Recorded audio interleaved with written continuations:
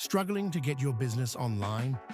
At Domains2U, we make it easy with fast domain registration, powerful web hosting, and top-tier security solutions. Our hosting solutions ensure speed, security, and reliability with 99.9% uptime and daily backups.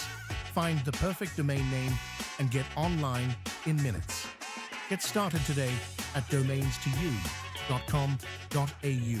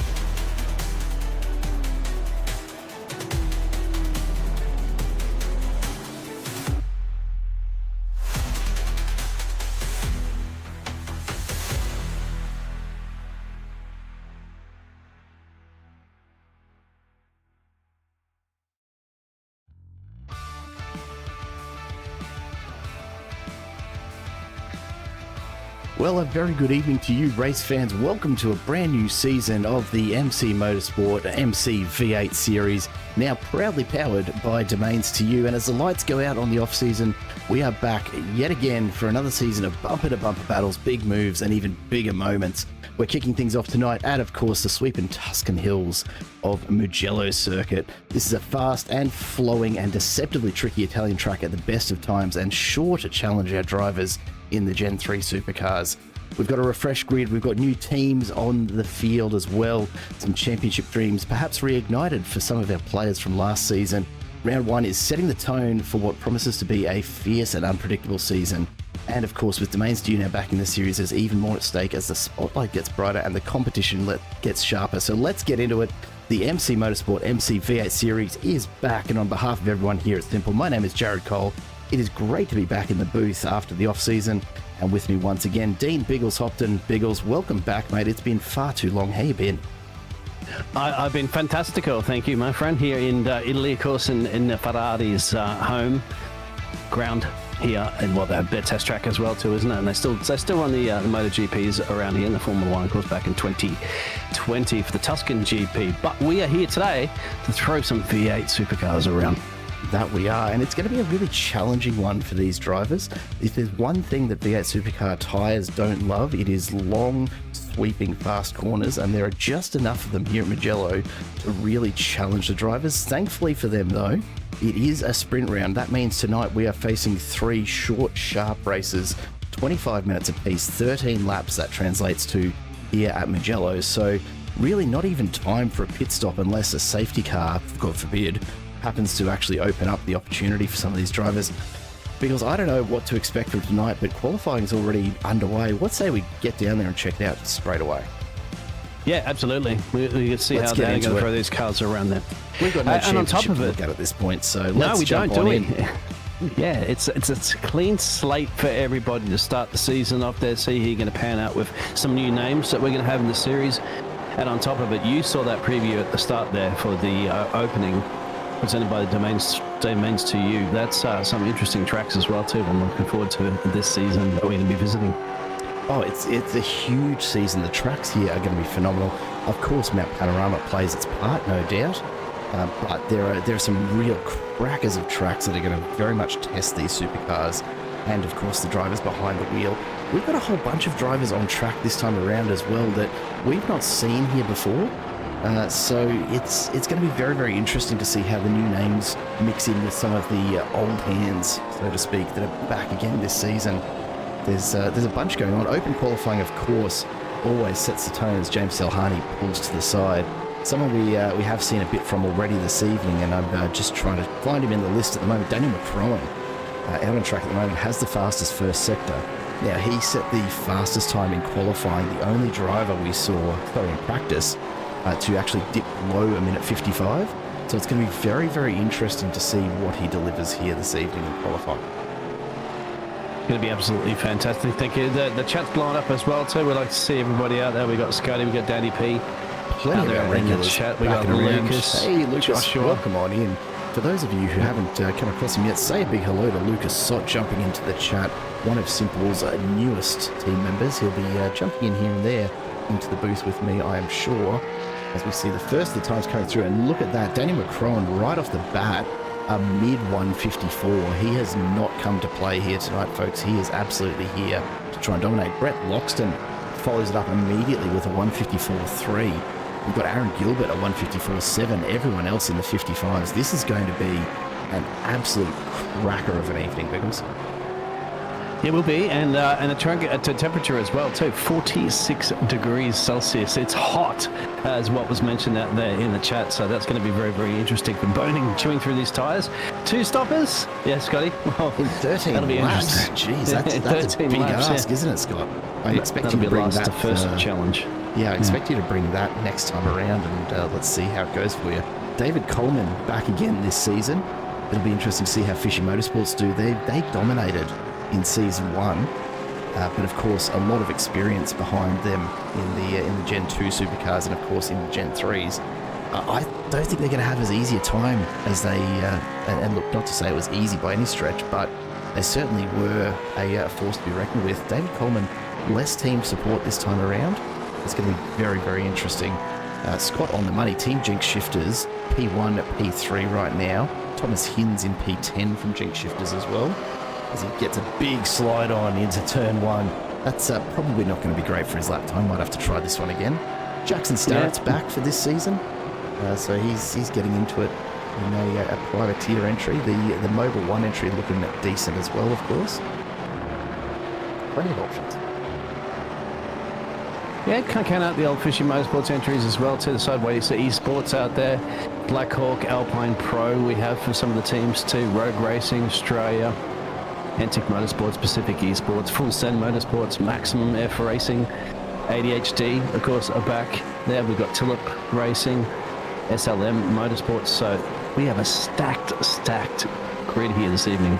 It's absolutely huge, isn't it? And look, it would be remiss of us to ignore none other than ADHD Racing. Ryan Palmer's got his camera set up for us, which I'm not sure if that's a great thing. That is one of the meanest mugs I have seen on our broadcast in quite some time. But Mr. Palmer getting it all sorts of sideways at the pit exit there. Probably not what he had in mind either. That's all right. He's already qualified 6th. So he's been putting the practice laps in, that's for sure. Yeah, currently at the moment, not at bad times as well too. So the old Ryan SpongeBob Palmer. Absolutely. Putting that helmet, of course, as well too. Courtney's back with us, Biggles. G'day, Courtney. No Kyle Courtney. in this series, but I'm glad to see you back to check this out. Oh wait, no, here he is. He has stuck in. I knew he was around somewhere. I hadn't seen him actually appear on the timing tower yet, but I've just overlooked him entirely. Kyle Ridley back in it, the pink SLM entry. So it'll be interesting to see if his skills translate from GT3 to Gen 3. Oh, you'll have to bear with this tonight, folks. My throat is not great. The kids have been very kind in passing on all of their germs. So I have absolute faith that Biggles is going to do everything he can to hold the fort at times this evening. Now, you might have noticed the timing tower, and Biggles, of course, you and I had a chat about this earlier. We do have two concurrent competitions going on here. So we do have the overall MCV8 Series Championship on the line this season. But you notice some of these drivers do have a white position box in the tower. These are the drivers competing for the AM Cup as well. So Amateur Cup is going on alongside the main competition. No difference in points or anything like that. It'll purely be the highest finishing AM Cup driver that walks away with the trophy for that one. So nice to see that. Scott, you're absolutely spot Yeah. on. I did pick up, there is a message on the backside of the wings on the ADHD entries. I did have a sneaky look at that in the leader. 154.28 from Daniel McCrowan. He is flying out there.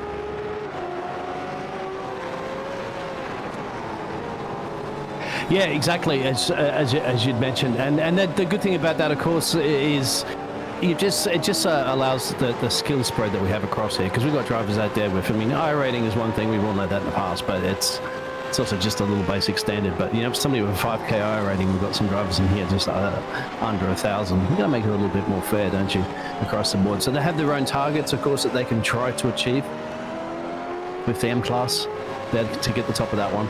But still, as you said, points across the board there as well. But you've got 3 opportunities tonight in 3 individual races, my friend, sprint races, to get yourself a good bag load of points to start your season off.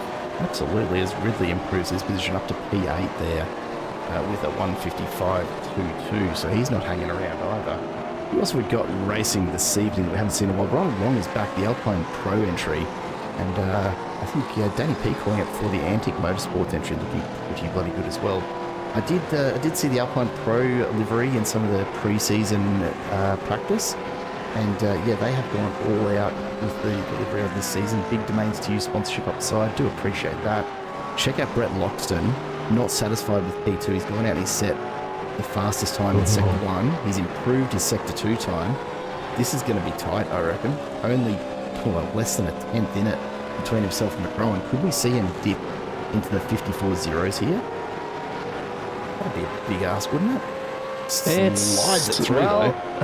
Yeah, he's only 95 thousandths of a second off Daniel's current quickest time. So if he continues to get himself perhaps another purple sector there, he's got a personal best in the Sector 2, but he's got the fastest Sector 1. You see he comes around the final corner here, down the main straightaway, and bang! What's he doing? Will goes to the top. 54.25. He just Cannon, and Loxton's he's just pulled into the pits. What happened? He wasn't convinced with that final sector, maybe. Was there an off track? Perhaps it didn't look like Not it. that I saw. Jeez, that's a shame. He was having an absolute fly. Dean Powell's back with us again this season from Black Hawk Motorsport. Good to see him out on track in the Mustang. He's looking to improve his time to move up from 22nd on the grid at the moment. We've got just under 4 minutes left to go here in qualifying, and look at that. Honestly, it never ceases to amaze me just how tight this entire grid is. 30 names fit on the tower. We've actually got, if I'm not mistaken, let me do a quick count, 35 drivers registered for tonight's event. So we're not going to fit them all quite on our timing tower, but, you know, from pole to 30th, less than 3 seconds. There's nothing pretty impressive. Pretty impressive. Yeah, the top 10 separated by a second currently at the moment, and 25 thousandths of a second as Will pulls in the pit road, pit lane. I think he's going to have time for another lap at the moment. You'll see some of those drivers out there, the likes of Daniel, Brett, Jackson, Aaron, James. They're all capable of putting these cars on the very front row. I've just seen a whole bunch of drivers improve their times there. It looks like Martin Lipsky's about to come through and do much the same. Although he hasn't actually put a time in yet, so I suppose it's improving on no recorded time. You can't hold that against him. He's going for it. Thomas Wilson and Danny McCrowan on flyers. James Salhani. Now, we saw him just pop his nose up here and there from SLM Motorsport in the GT3 season. Given the times that Buchanan, McCrowan and Loxton have run, to be taking out a purple first sector, that bodes pretty well for his performance tonight as well, doesn't it? He certainly does, and he's looking quick at the moment, and he's going to be crossing the line any second right now. Where's he going to go on the timing tower? How's his third sector been? A little bit slower, but it is going to be enough to take him from 7th up to 5th at 154.5, nothing to sneeze at. Considering we only saw one driver get into the 54s in practice, we've got the top 7 all in the 54s now. That is nuts.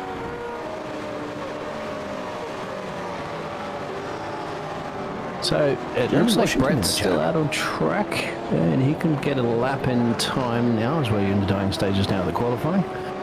The rest of the drivers have pulled in, so he's got to throw everything at it, the kitchen sink, all the utensils. Bigger throwing everything at it as usual. Jamie Dyke making that last minute run for the best lap he can.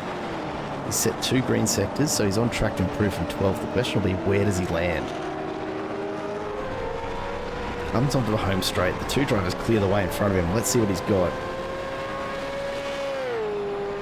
Was a 155.3. 155.1 jumps to 8, so up into the top 10. Cannot go past Ryan Palmer's performance, so top ranked AM driver here, P9 tonight in qualifying so far. I mean, there's still time to lose that, sure, but it's a pretty impressive effort from the ADHD entry. Team Jink Shifters, we were saying a strong showing before. Thomas Hinds, we haven't seen racing here before. He's out on track right now, improving his time already from P15. 2 green sectors on the board. Keeper on Luke Speck down the bottom. Aaron Gilbert as well, also looking to improve his from Team Jink Shifters just in front. So we'll see the 2 of them come across. Gilbert's in 7th, Hinds is in 15th. What have they got in the dying seconds of qualifying? Gilbert improves by 1, Hinds improves up to 10th. Awesome final run at it from Thomas Hinds, takes him up to 1.1 off the pole. That'll get him onto those front 5 rows. Got to be happy with that. Brett's going to cross the line, but I don't think he's going to improve. He will not. That's the session over. Luke Speck may have just got himself into P9 there for the Sideways Esports entrance. But that has wrapped up your first qualifying of this season, the new season here for the... And what a first qualifying it is. Let's take a look at the grid. We've got a lot of drivers to get through, so we're going to jump straight on into it. Daniel McCrone and Brett Loxton take the front row ahead of Thomas Wilson and James Salhani, then Aaron Gilbert and Jack the Starrett behind them, followed by Jamie Dyke and Luke Speck. Ryan Palmer and Thomas Hinds rounding out your top 10. Further back through the field, Kyle Ridley and Dan Partouche just missing out on that top 10 finish in qualifying. Josh Harris and Jim Ianides on the, let me do some quick maths, that'll be the 7th row. Mitch Curry and Hayden Cupid there ahead of David Coleman and Jared Burns, then Dean Powell and Adrian Gresh behind them. Matt McKeer and Daniel Sneddon ahead of Henry King and Robbie Bradbury, followed by Ian Ward and Greg Patrick. Then Trev Mortimer and Daniel Harrod ahead of Ron Wong and Nathan Bowman. Finishing out the grid, you've got Chris Lashbrook and Martin Lipsky ahead of Brian East and Daniel Koish. We do need to do a little bit of rework. Wilby Cannon has not appeared in our timing. He should actually be jumping right up front though, so we'll get that corrected. Pete Manette, Nathan Allen, and of course our race control team all on board here this evening as well. It's going to be a very, very interesting start here tonight, I suspect. Because it's that was a huge qualifying session. It was, and now, you know, qualifying is one thing. Now race results is what it's all about there. And Scotty's calling out there already. If you did tune in last season, where's the curry corner? Oh, going to be. I mean, I think we've got so many options to choose from here. I don't want to lock us into one. Why could there not be multiple curry corners here?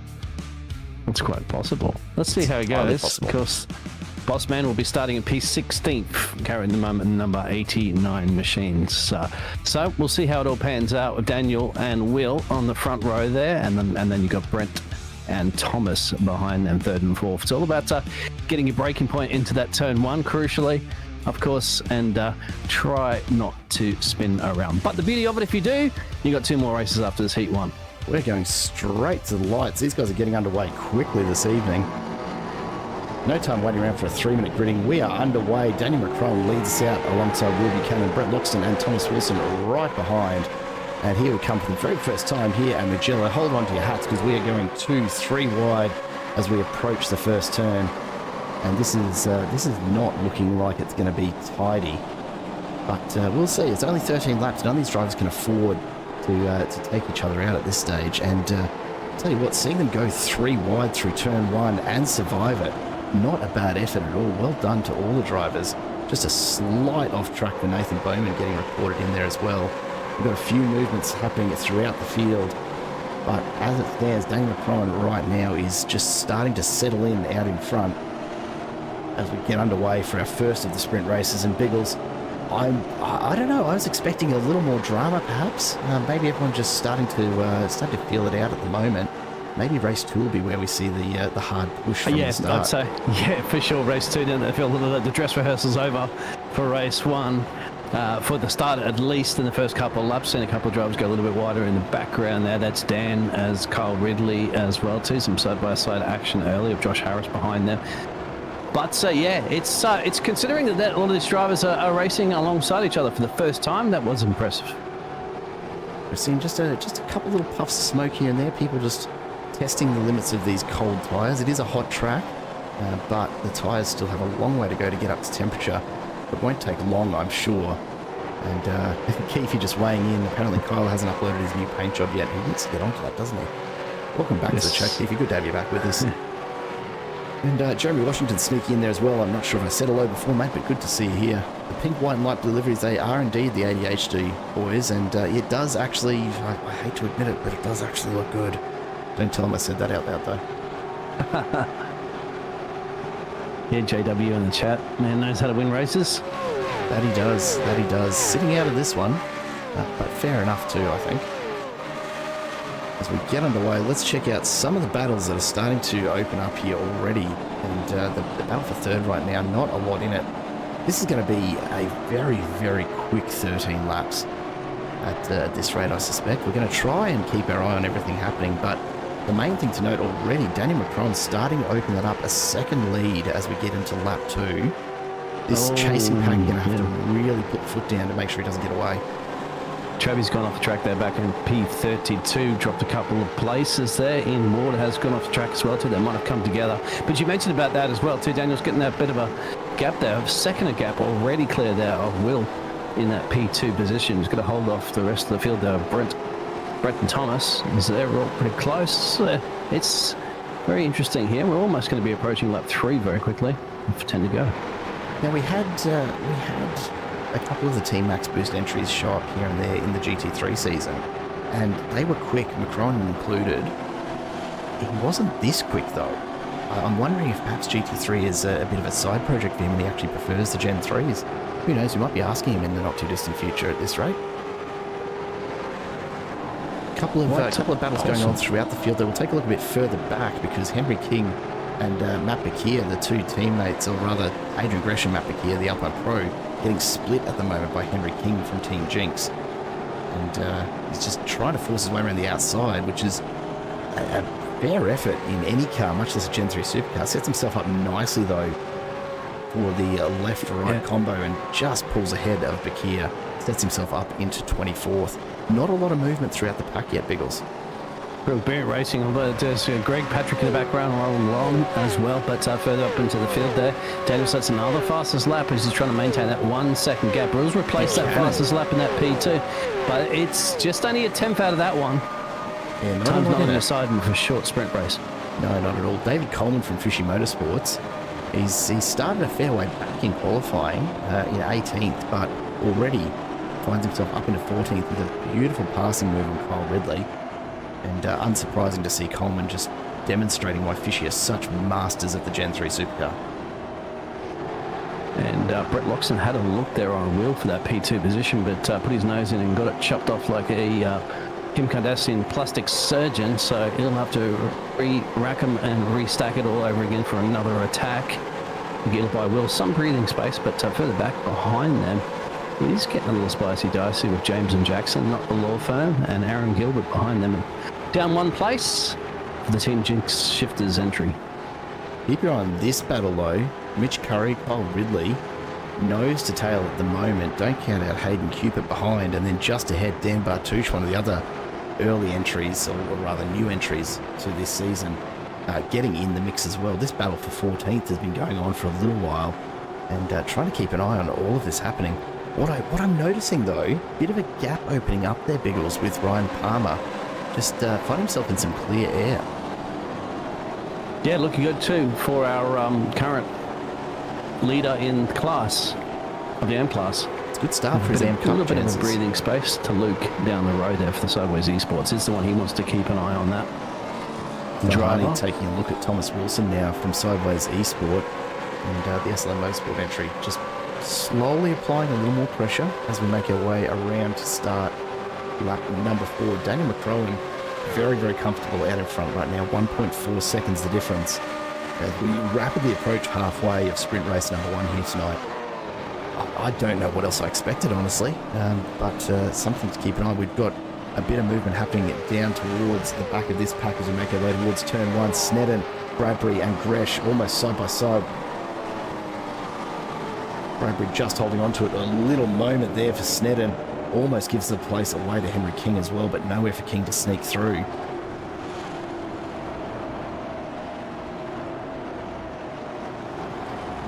Who's going to feel like those tyres are going to start feeling a few laps, mate? Oh, look, absolutely. I mean, these are long laps. You usually get, look, and I don't want to put a hard number on it, but you usually start to see those tyres dropping off around lap 6 or 7. But these are long laps and they're hard laps on a hot track as well. So it will be starting to just play up a little bit. A very big happy birthday to David Coleman, apparently. His 50th birthday today. There you go. DC hit the crack in the half century. Congratulations. He's currently 5 positions up. The biggest gainer too for the birthday boy, my friend, in P13. There he is. Let's take a nice close look. There's your birthday boy, David Coleman. He's certainly got the hat for it, doesn't he? Yeah, he does. Got the big thumbs up there. And you are up 5. So you're going to put your 5 fingers up there at the moment, my friend. You're doing a good job.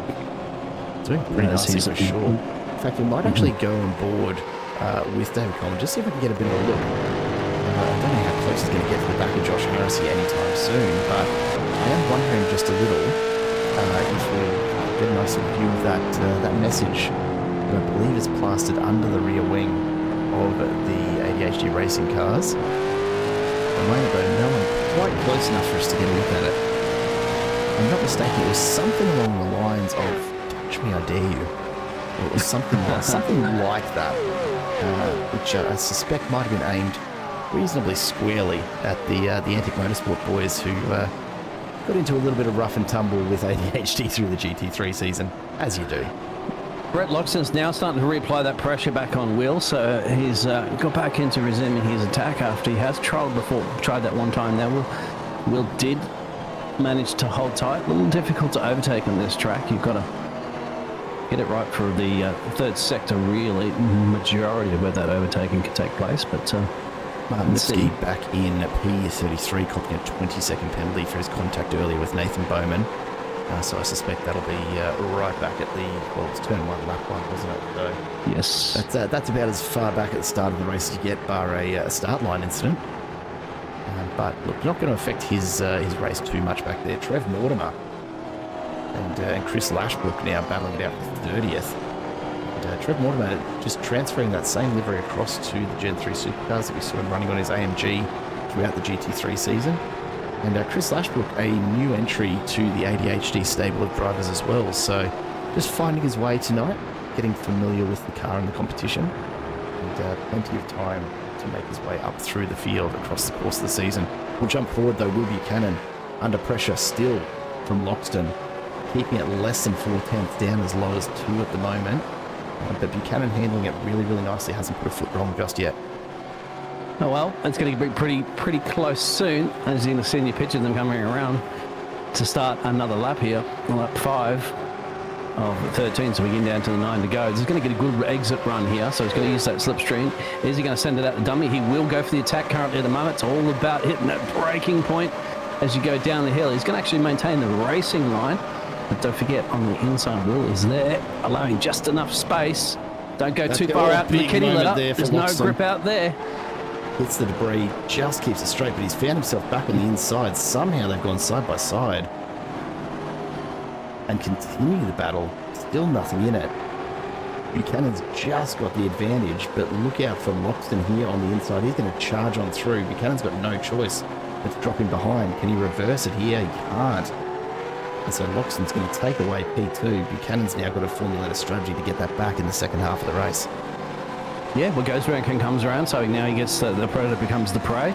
You also got to keep an eye out. That's actually helped out Thomas Wilson too from the SCS Motorsports entry, because he's now onto the back of them, as well as James just behind them. But all that has helped our race leader gain a 2.4 second gap currently at the moment. Daniel Snedden's having a big moment and a collision there with what looks like might be Matt here from Alpine Pro, just getting that rear end locked up into turn 1 and getting sideways out into the kitty litter. backing away. Thankfully not too much damage by the look of things on the iRacing Designs replay. Yeah, Ryan Palmer is absolutely flying at the moment, but the thing is, he's got a gaggle of cars up the road there.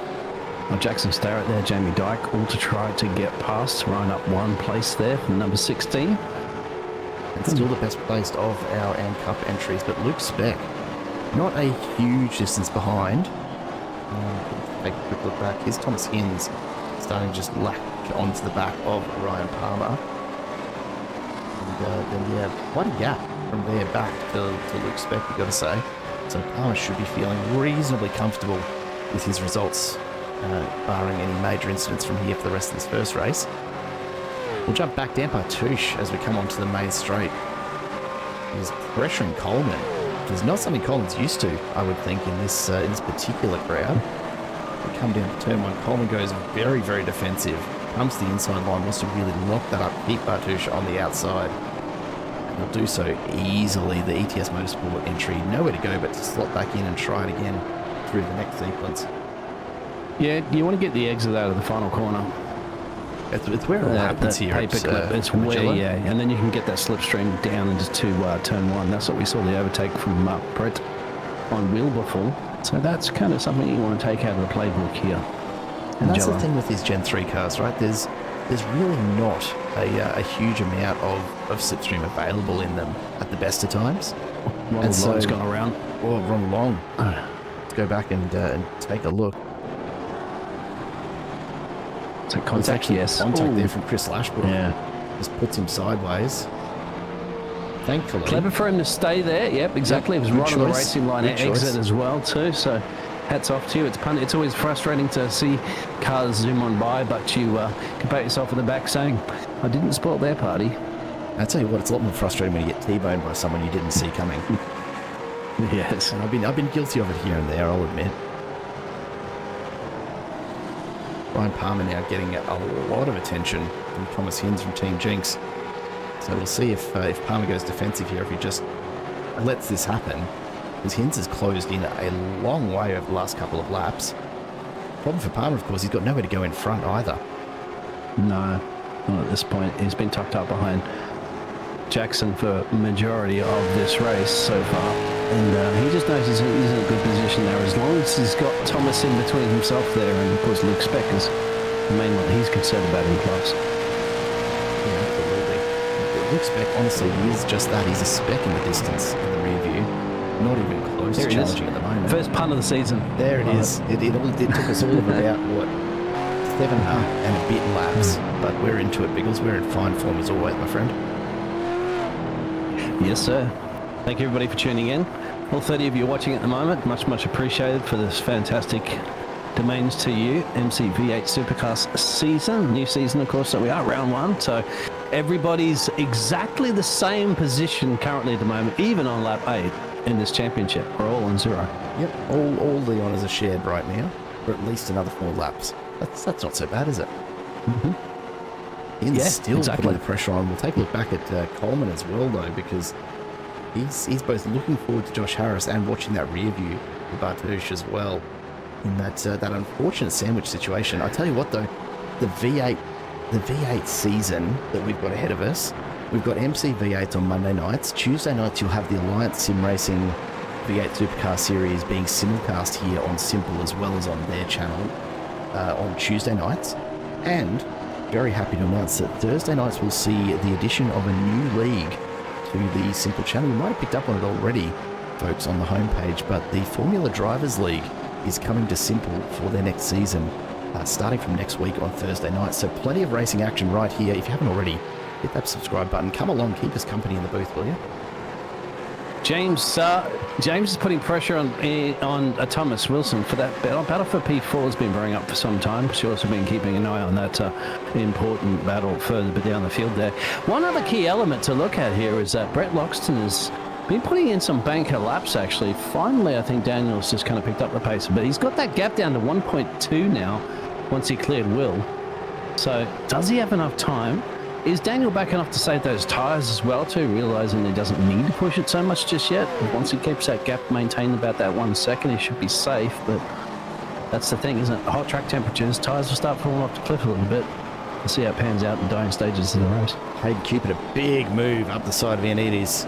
Ioannidis looks to reverse it on the way out. Cupid shuts the door, and that's 19th. For Hayden Cupid, the M Cup entry, making his way up through the field for Sideways Esport. And absolutely spot on, folks. The gap out in front is starting to close a little, but I tell you what, there's not much in it. And a good second and a half between the top four at the moment. Quite a lot of clear air up there. You're not seeing the tight battles that you're seeing back in the rest of the field at the moment. Luke Speck has Josh Harris on his tail, another Sideways Esport entry. Of course, the Domains2U ADHD entry in that resplendent pink, white and blue. Can't miss those cars on track this season, that's for sure. No, you can't. That's exactly right. Well, Josh Harris, if he can get past Luke Speck, that'll be a big smile on Ryan Palmer's. Knowing that on the team radio. Pass back on Cupid. Side by side, Cupid's going around the outside. Has he got the tyres to do it? He does. Just hanging on to that one. But these guys are going back and forth. Keep your eye on the background for Robbie Bradbury, who's just waiting for it to all go wrong. You can see race control throwing up some messages. Yeah, Greg Patrick copping a 10-second penalty. Just having a quick look to see if I can see what that'd be for, but not seeing any particular noteworthy mentions in our telemetry, Biggles. So whatever it was the deftest of touches. Luke Speck's going to make a run right now on Thomas once again. This is certainly going to help out Ryan because it'll put another car between them. Well, it'll be his teammate between them as they go side by side down the main straightaway. Last of the late breakers. Second Harris Speck up the inside. Harris on the outside. Ooh, a little bit of contact there. Not enough to cause too much issue. Harris getting perhaps a little bit lucky that Speck managed to keep control of that one. Just barely. Just barely. Gap to the leaders maintaining about 1.3 currently at the moment, so each pushing that Brett does, Daniel does respond with a similar lap time, knowing he's got that buffer zone currently here at the moment with 4 laps to go. In our first heat race of 3. Looks like Hinds might be getting ready to make a move here on Palmer. The gap just closed up there for a moment, right up to only a 10th. Palmer's re-established a bit more of the racing line now, but Hinds has been really patient. He's just sitting in there waiting for an opportunity to make a move on Palmer and just step one position further up the leaderboard. We've got a bit of movement in the background. It's Mortimer and Patrick side by side. This won't end well. Mortimer finds himself pushed very, very wide. Somehow keeps it on the black stuff. Gotta love a bit of rubbing in Gen 3 supercars, don't you? It's what we're here for. Yep, door banging. Absolutely, and just like that, Patrick loses it. Here comes Brian East, the Team Pink, just sits himself up the inside and says, thank you very much. Backs out perhaps just a little too much. Patrick puts his car back on the inside and regains 26 as he starts to chase down Trev Mortimer. And Thomas did get past Ryan as well too. So Ryan Palmer now dropping to that P10 position, but crucially now he's only got he's got 6-second buffer there over Luke Speck in the M-Class battle.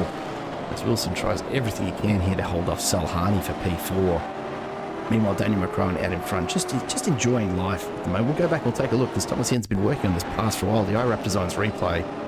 Yeah, Palmer just getting it a little bit out of whack on that entry. Leaves the door wide open. It almost looked intentional, honestly, from Palmer. Didn't want to hold him up, maybe? I don't know. Palmer's been doing a great job of sticking with it. Yeah, he knows he's got that 6-second gap, of course, but overall points are still points. And David, DC's gone around. Birthday there boy, he is.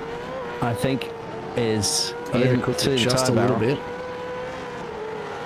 That's going to cost him a lot of positions, unfortunately. We'll go back and we'll check out just what's happened to poor old David Coleman. Just gets a little bit loose over the ripple strip, can't pull it back. The lightest of taps into the wall. No damage done apart from perhaps a little bit of pride and a lot of time on track. But MC Motorsports gets underway again, and David Coleman will do his best to pick up a couple more spots before this race is over. Only a couple of laps to go now as we check in out front. Daniel McCrowan looking very, very comfortable indeed. Yeah, he's been holding off this mounting attack now once Brett got clear of Will, but I don't think there's enough time left.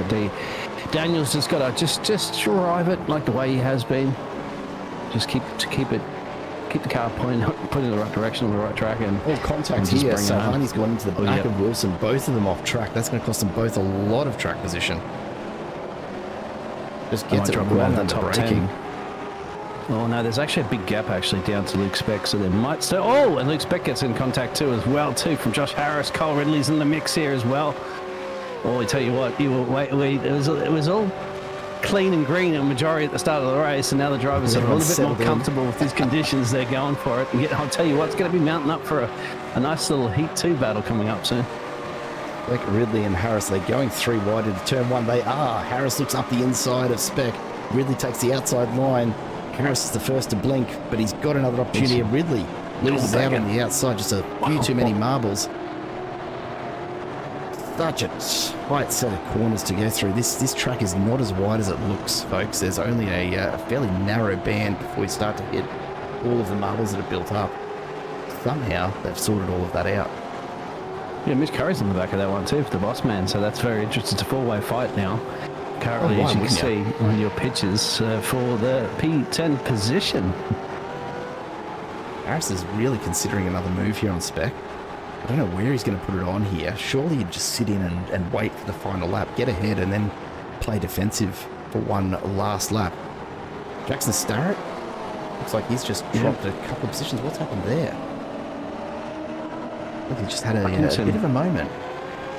Just a bit of back and forth between Starrett and Dyke there. The other MC Motorsports driver pushes up to P5. Nice little battle going on here. We'll go back and just take a quick look. I'm pretty sure the issue here was just James Silhani. Yeah, just locks up that front end, loses his steering, and into the back corner of Thomas Wilson. Unfortunate, no malice in it, of course, but it's the way it goes sometimes when you're racing hard. Howard's out there. Send it, Josh.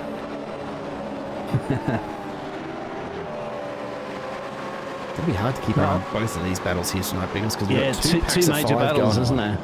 And this is the last lap time. Daniel McClellan's crossed the line. We're on to the final lap now. We've got Luke Speck side by side with Harris as they make the run down the front straight. Further up, Jamie Dyke and Jackson Starrett right in it, with Thomas Hins right behind them as they make their way through turn 1. But here we are, 2 wide by 2.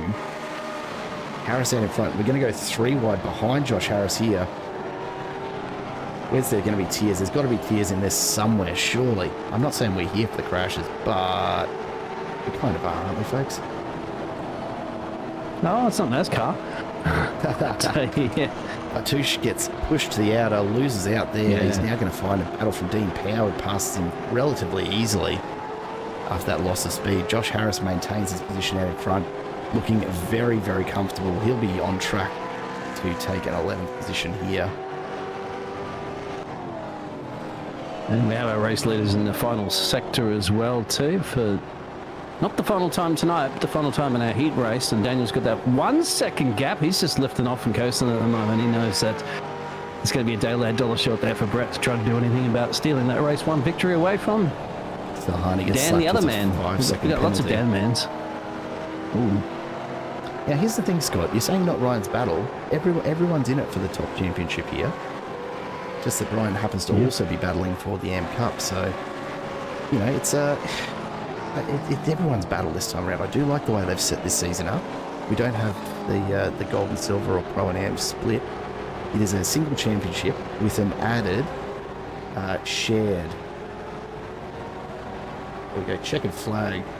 As Dan McCrone comes across the line, Brett Loxton right behind. Will Buchanan coming home in 3rd as well. Wait for the rest to come on through. Jamie Dyke gives the flash of the lights, takes 3. Tell you what, some very, very close finishes in amongst all of that. The battle's still going on though. If we jump back to Henry King, he's been right on the tail of Hayden Cupid for a lot of this race. He's not quite going to get there.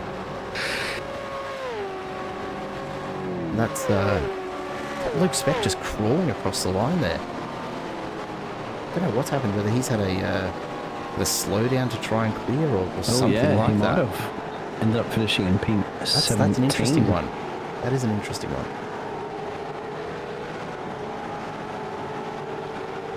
We've got just a couple of last drivers now that we're waiting on before we get the final results. But what a way to open the season. A much cleaner race than I was probably expecting, but towards the end there, Biggles, I think we're in for some fireworks in race number 2 here tonight. That could come down to the fact that those tyres starting to just slowly fall off that cliff there with the extreme temperatures, and those drivers that have taken care of those tyres were immensely quicker in those dying laps of the race. So that's a situation that they're going to be aware of now that they've had that opportunity to go out there and do 13 fast and furious laps. You're going to have to do it all over again. But this time they're going to know how the car's going to feel, bearing that track temperature stays regularly around the same. Yeah, it's not much of an ask to hold the tyres for 13 laps generally, but in track conditions like this, it's pretty rough. Daniel Sneddon's come into the pits and has pulled up at his pit box just short of the finishing line, so he's going to need to get back out and just cross the line to have his race result count here. Yeah, he wants some bit of screen time. Maybe. That's not how you do it, Daniel Sneddon. Revolution iRacing, come on. This isn't how we play here, guys. Can he get out of the pit box and get underway? Well, there was a race just come out now. It's coming out now. There was a race that did broadcast for, I think it was on Sunday night anyway. The car, they had a disconnection right at the pit lane entrance, and that was a bit of confusion for some of the drivers that ended up crashing. Anyway, there's your result for Heat 1. It happens. Result for Heat 1, Daniel Macron takes the win ahead of Brett Loxton and Will Buchanan, and then Aaron Gilbert and Jamie Dyke, Jackson Starrett, Thomas Hims. There's also Ryan Palmer. I think you're on the money, Scott. I'm pretty sure Josh Harris is in the AM Cup. We're going to have to just check our records here, make sure we get those updated if that does need to be done. But if that is the case, it will be a 1-2 in the AM Cup for ADHD, which is not a bad start at all. Mitch Curry right up there as well. James Salhani finishing overall 10th. Kyle Ridley just a little further back with Dean Powell and Dan Bartush, then Jared Burns and Luke Speck ahead of Hayden Cupid. Henry King and Jim Ioannidis rounding out your top 20 as we get ready to grid straight away for race number 2. Another 100 points on offer for the winner here. It'll be very, very interesting to see just how this plays out, because we do have a reverse top 10 for this one. So you'll be seeing James Salhani, and we'll take a look at the grid right now, in fact. So James Salhani will be starting on pole alongside Ryan Palmer. There's the pressure for the ADHD driver. Thomas Wilson and Thomas Hins behind them. Jackson Starrett and Jamie Dyke, then Aaron Gilbert and Will Buchanan ahead of Brett Loxton, and Daniel Macron starts in 10th. The rest of the field will start as they finished in race number 1.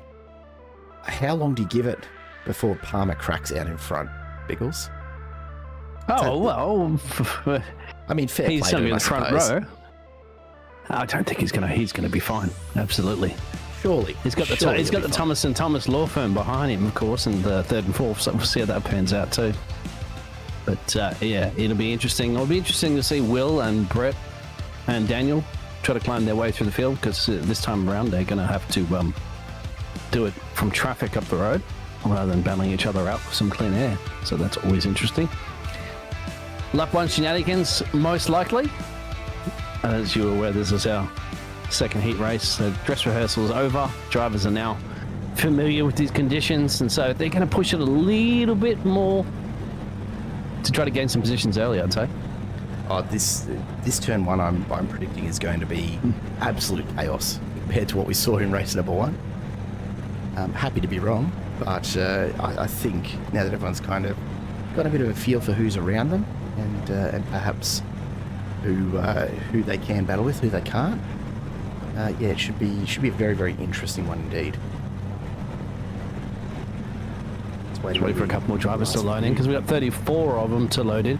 And the interesting thing about it is that because it's start of the season, you're not so deep into a championship battling it where you can't afford to necessarily make any silly mistakes so late into a championship. But at the moment, these drivers can risk it a little bit more because they don't have a championship to lose. Exactly or right. to gain. Here we go. The lights come up. Green flag waved at the back of the field. Keep your eye on Ryan Palmer. Let's see how much launch practice he's put in the off-season. Not too bad. You've got to say, look at Jamie Dyke go though right up the middle immediately as we make our way off the start line. And Jamie Dyke finds himself back up and challenging straight into fourth, goes past Jackson Starrett on the outside. He's not waiting around for any of these drivers out in front as we come through turn one for the first time. So far, so good. Cross your fingers, folks. Here we go. Yeah, Jamie Dyke, a brilliant start, actually. Not At the moment, he's surprised. had to back off a little bit, but he's going to still be challenging Thomas on the outside. He should be able to get the exit run on that one. Right palm that P2 position. James up the road. Interesting 2x2 action behind them as well. Again, Brett's so up far, as so well. good. Brett's slicing and dicing his way through the field there. So he's already in that P5 position after the reverse grid. Yeah, these quicker drivers are not waiting for anyone. A little bit of a moment there for Jackson Starrett going very, very wide on the first of that series of S corners. It's just going to cost him a couple of spots, I'd say, by the time these next few are done. And you can see just a few movements. Mitch Curry dropping down through the field. Have we had an issue back there? No, they're just all stacked up together, my friend. Well, it is side by It's side. like it's like the M1 on a Friday afternoon. Yeah, That's all it is. Just a bit of rubbing and racing and all of that. It's fine. Nothing to see here. They're still pointing in the right direction, which is good, but they are sort of three-wide action for sure. So far, fairly tidy. Back in front, Salhani's starting to extend. Ryan Palmer's got a bit of clean air behind him for the moment. But here comes Jamie Dyke. Won't be long. He'll be knocking on Ryan Palmer's rear bar, just saying, hello, I'm here, and it's time to let me through. Here we go. Lap one's done. It's a clean start. We're starting to get into a racing line here. Jim went a little wide, unfortunately, for the Jinx shifters. I think it is there for the 577 entrance. He'll drop a couple of places down three currently in P23, but he's pointing in the right direction. That's crucial again. Dean Powell in the back, Luke Speck making a run for that 12th place position, as you can see in the pictures. Out very, very wide there. It's a really tough one, turn one. Like you can go super defensive and hold the inside, as we saw Luke Speck do just there. Really, Dean Powell by all rights should have had the better line, but as soon as you gain control of that corner, there's really nowhere to go if you're behind a car other than to try and push really wide, and it just throws your rhythm out for the next 3, 4, 5 turns quite easily.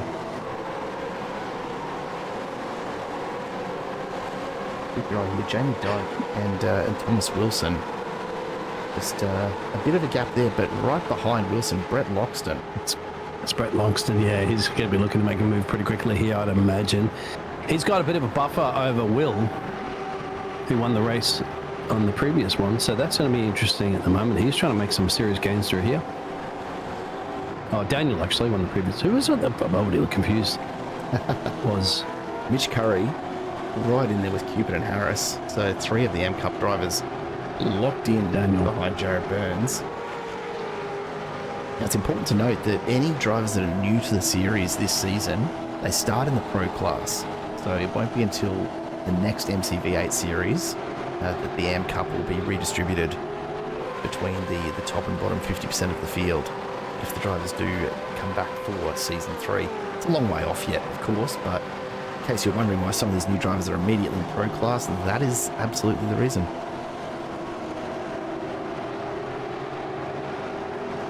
good luck if I get out there in Pro class. Ryan Palmer is starting just a moment. Just a moment he had that. Jamie Dyke tears a 10th off it immediately afterwards. I'm surprised to see Loxton not making a move just yet.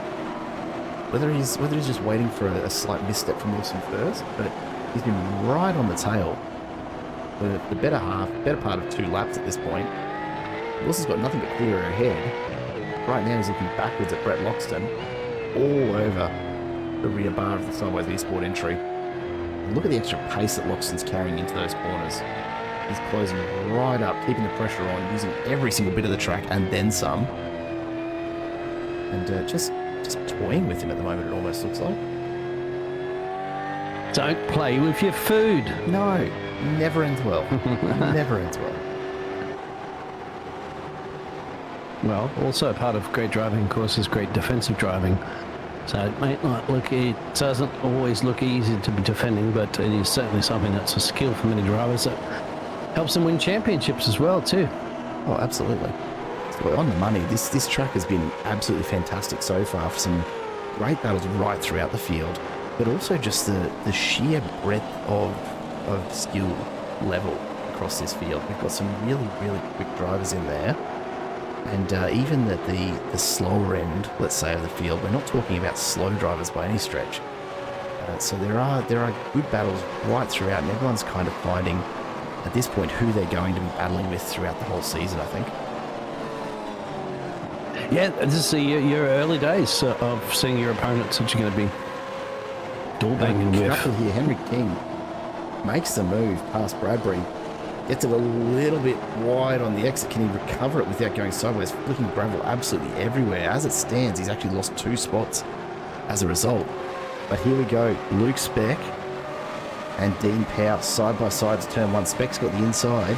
Doesn't quite have the pace, or he's going to get it under brakes. Big lockup. Forces both of them wide. Just the smallest bit of contact. Yeah, and also up the field there too. Ryan Palmer manages to get past James. Jamie Dyke might be looking to get past James as well too. He's had a bit of a moment. It's all happening because that's the only problem that you do see when you make an attack. Contact.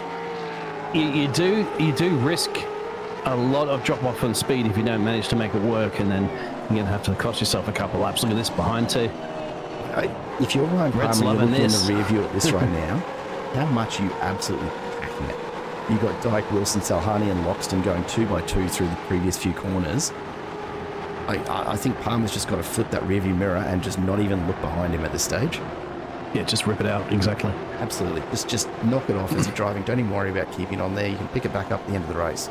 Chuck it out the window. You can't afford to mirror drive, especially when you're in the lead of the race. Exactly. You just got to focus on your own lap. Like every lap's a qualifying lap. Until they start falling off the cliff. Yeah. Yeah, look, there is that. There is that. This battle, though, have a look at Loxton all over the back of Salhani now. He's had a bit of separation happen because of the issue with Salhani earlier.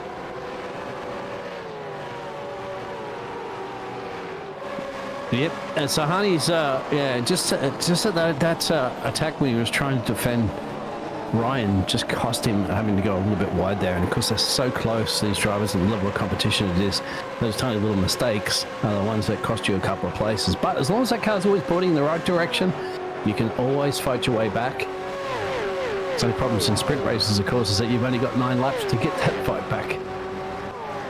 Have a look at Aaron Gilbert and Daniel McCrone right now. Nothing between them. Barely fit your credit card in between the two cars. A little bit of contact there as Gilbert doesn't quite pull up as fast as McCrone.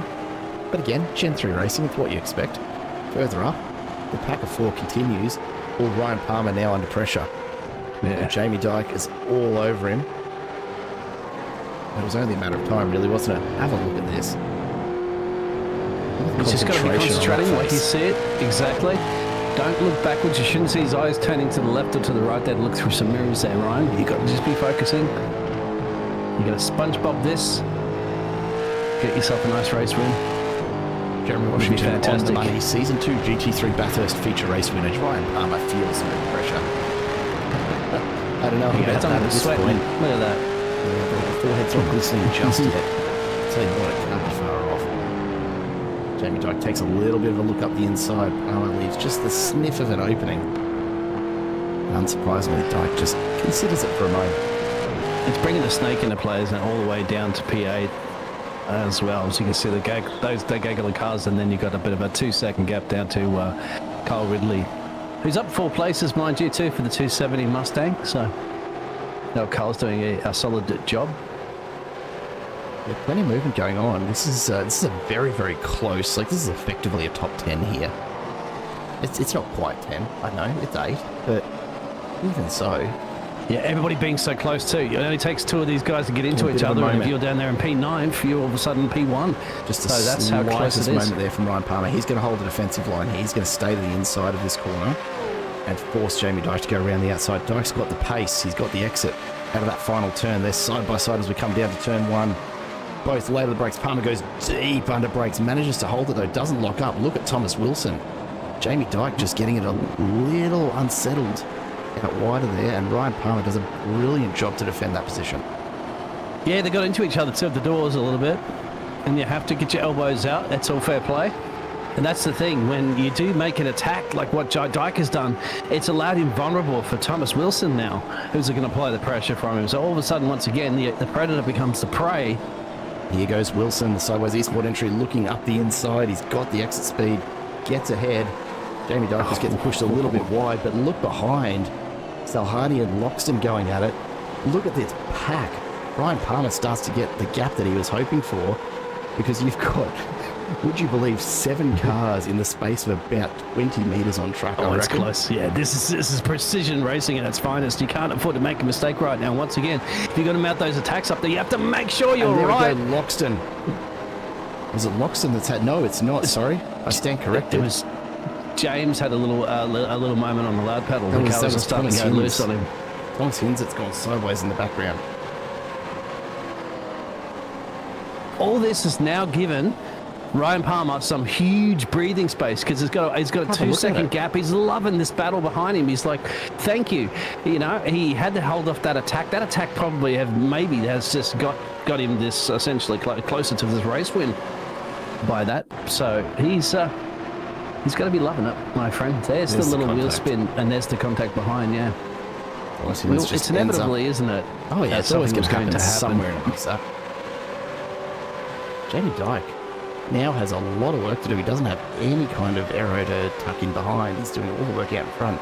So he's really going to have to start thinking defensively, because he's got Wilson, Loxton, Salhani, Buchanan, Cole Ridley's in amongst it now. Danny McCrowan, look in the background. He's defending against Jackson Starrett and Aaron Gilbert as Gilbert goes around the outside. There's 2 trailer parks out there. Take Starrett. Well, there's a throwback for you. But Daniel McCrowan all of a sudden is right up in this as well, because Kyle Ridley doesn't have a huge amount of room behind him. Ryan Palmer will be absolutely cheering, but I guarantee he has not changed that facial expression just yet. Oh no, you're not out of the woodwork yet, especially in you're halfway through this race right now. So you just got to keep putting in those banker laps, just allow that to keep that gap up there. That way, if you do happen to make a little bit of mistake, you've got something to fall back on. Look at the move from Ianides though. It takes both of them, Pow and Harrod, and walks away from the out of the corner. I don't know if he's just saved those tyres especially there, or what's happened, but it made them look like they were standing still. This is one thing that's going to go through these drivers' minds, isn't it? From the previous race, how much tyre grip do they have? As Will and James got into each other. Being side by side down the straight again. There's a little bit of separation here. We've had a bit of a moment there, I think, and I'm not quite sure what's happened, but Buchanan's just dropped right off the pace, and he's opened up this gap. So we've now got Dyke, Wilson, and Loxton trying to chase down Ryan Palmer. I think he was happy to chase him here. James is going very, very loose on the rear end too of that 188 machine. Carl Ridley's getting right into this one too, with Dan the Man, our race 1 winner, just lurking in the background there, ready to take a couple of places that'll be up for grabs anytime if there's anything shenanigans that occur up the road. And this is Gen 3 supercar racing at its finest, isn't it? Like, just trains of cars right throughout the pack. They're not all necessarily front to end, as we see Loxton look around the outside of Wilson. Is he going to get it done? That's a big ask halfway through this race. But just have a look at the train in the background there. Further back through the field, we've got a few going on. Here's Bradbury and Hinz side by side into turn 1. The heavy braking is absolutely your best opportunity in Gen 3 supercar to get the pass done, and Robbie Bradbury just demonstrates that beautifully in the Pacific Esports racing entry. Jim Powell's gone off somewhere as well too at the back there. Ian Ward has gone off. And just on that note too, that gap is down to 6/10 stats for the leader of Ryan Palmer. He made a mistake on that previous lap. He did a 56.3. The other drivers are on the 55.6s, so he almost lost a second on that lap. This is why you had to have that gap that he built up there, because if you made a mistake like Ryan Palmer did on that last lap, he's got that tiny bit of breathing space. But now he doesn't have that 1.5 seconds anymore, obviously. He's only got 6/10, well, half a second now. And it's shrinking fast, because Jamie Dyke is not going to wait around for anybody. As we take a look forward, here we go. Ryan Palmer Jamie Dyke's right back on the rear view. Thomas Wilson and, of course, Brett Loxton behind them. But then the pack comes through. Salhani, Buchanan, Ridley, McCrowan, Gilbert and Starrett all locked in behind them. Lap 8 of 13. Ryan Palmer has led this almost the entire way through. Almost. A hell of a drive from the AM Cup contender. Great start to his season. Yeah, now Jamie Dyke's going to have a bit of a shot to see what he can do at the moment. Now Ryan Palmer's had to do some tough defense early in this race, but now he's back at it. 2/10 now is the gap. What can he do? Dyke's had to fight his way up four positions up in this race to think about if he can steal that P1 currently at the moment. Have a look at how well Palmer's positioning that car. And McNamara's leaving no room at all for Dyke to take a look up the inside, making Dyke do all of the work around the outside of these corners. Well, it's worked for him before, so he knows he can continue to do that again. Well, he might not even know he's there if he's torn off his rear view mirror. That's true. If he'd listened to us in the first place, he wouldn't even have had it out there. Bit of movement in the background. James Salhani looks like he's losing the place to Will Buchanan as they sort themselves out through this corner. This battle for fifth is absolutely intense. Throw a blanket over them, folks. That is about the distance you've got from fifth back through to ninth here with Buchanan, Salhani, Ridley, McCrowan and Gilbert all tucked in there.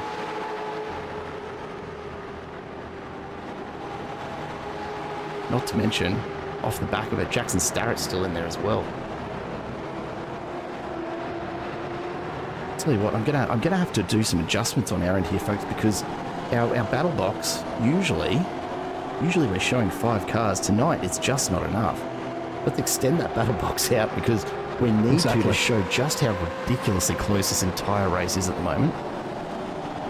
Almost 4 seconds. Yeah, you can see in your timing tower. Look at that at the moment, the individual battles that are occurring. They're all in that orange. They're all separated by half a second each. Absolutely nothing in it. We'll jump forward though, because we've got 4 out in front. Palmer, Dyke, Wilson and Loxton. Again, nothing separating them, and this is almost a carbon copy of the previous lap. Dyke's got a slightly better exit that time. Is this going to be the shot he's looking for? Again, Palmer hugs the inside of that truck. Makes it very, very clear that Jamie Dyke's going to have to do all the work around the outside again. You see Palmer move even further over to just make sure there's no side draft to slow him down. He goes deep under brakes. Yeah. Oh, big moment there. Look in the background, Wilson and Loxton side by side as well. That was actually a really, really good movement from Palmer. I'm very surprised he held that together because there was a big shift to left under brakes there. He knows that they've got to really risk it for the biscuit to try to get the overtake done there, and it scrubs so much speed away. I think Jamie Dyke knows that. Because Jamie Dyke also has got to remember, any risk that he makes there, if he doesn't quite get it right, he's going to have Thomas Wilson and Brett right behind him, ready to steal that P2. And this is the advantage that Ryan Palmer has right now. Every time he holds Jamie Dyke up through turn 1, he brings Wilson and Loxton back into this battle pack and puts just that little bit of extra pressure on Jamie Dyke where he can't just focus all of his efforts forwards. And that's exactly what Ryan Palmer wants right now. He wants Dyke distracted. Yep, he's holding all the cards at the moment, and the other drivers have to call his bluff. The car's looking really settled though. He's looking very, very comfortable. We haven't seen the rear end stepping out much at all on the way around here, so he's not pushing the limits of Camaro at the moment. Just as I say that, just the tiniest bit of movement under brakes there that suggests his tyres are perhaps not quite holding up. Ask and you shall receive, Danny. Here we go. We are on board with Jamie Dyke. He gives the windscreen a bit of a wipe. He's copping. He needs a good exit here. Ryan needs a good exit, so does Jamie. This is all Dyke's important gone here. wide. Can he pull it back in here? Is it just a slightly later apex? I think Palmer's got the exit this time, but here comes Jamie Dyke now. If he's not side by side when he approaches the 300 marker, he's not going to have enough. No, not this time around. But more importantly, he might have to be careful about Thomas once again. He can do the switcher undercut here. If he can get the nose in there, can't quite do. There it is. Touch me, I dare you. Jamie Dyke, the first to get close enough to the back of an ADHD car to read what's underneath that spoiler. As they bounce over the sausage curbs, lap 11 of 13, 3 laps. just under 3 laps left to go here in race number 2. Can Ryan Palmer do it? Could he actually pull a win out of the bag here? Well, it'd be always very, very impressed if you have to mount off these absolutely gladiating drivers. You can understand too, we've got 3 drivers here currently at the moment in second, third and fourth that have 5k I rating. If you're going to go by anything on that one, Ryan Palmer with 2.6k I rating in a different class too, as you can see on there for the AMs. He's definitely mixing it with the pro boys, that's for sure. So I can hold my own against the top guns. Absolutely is.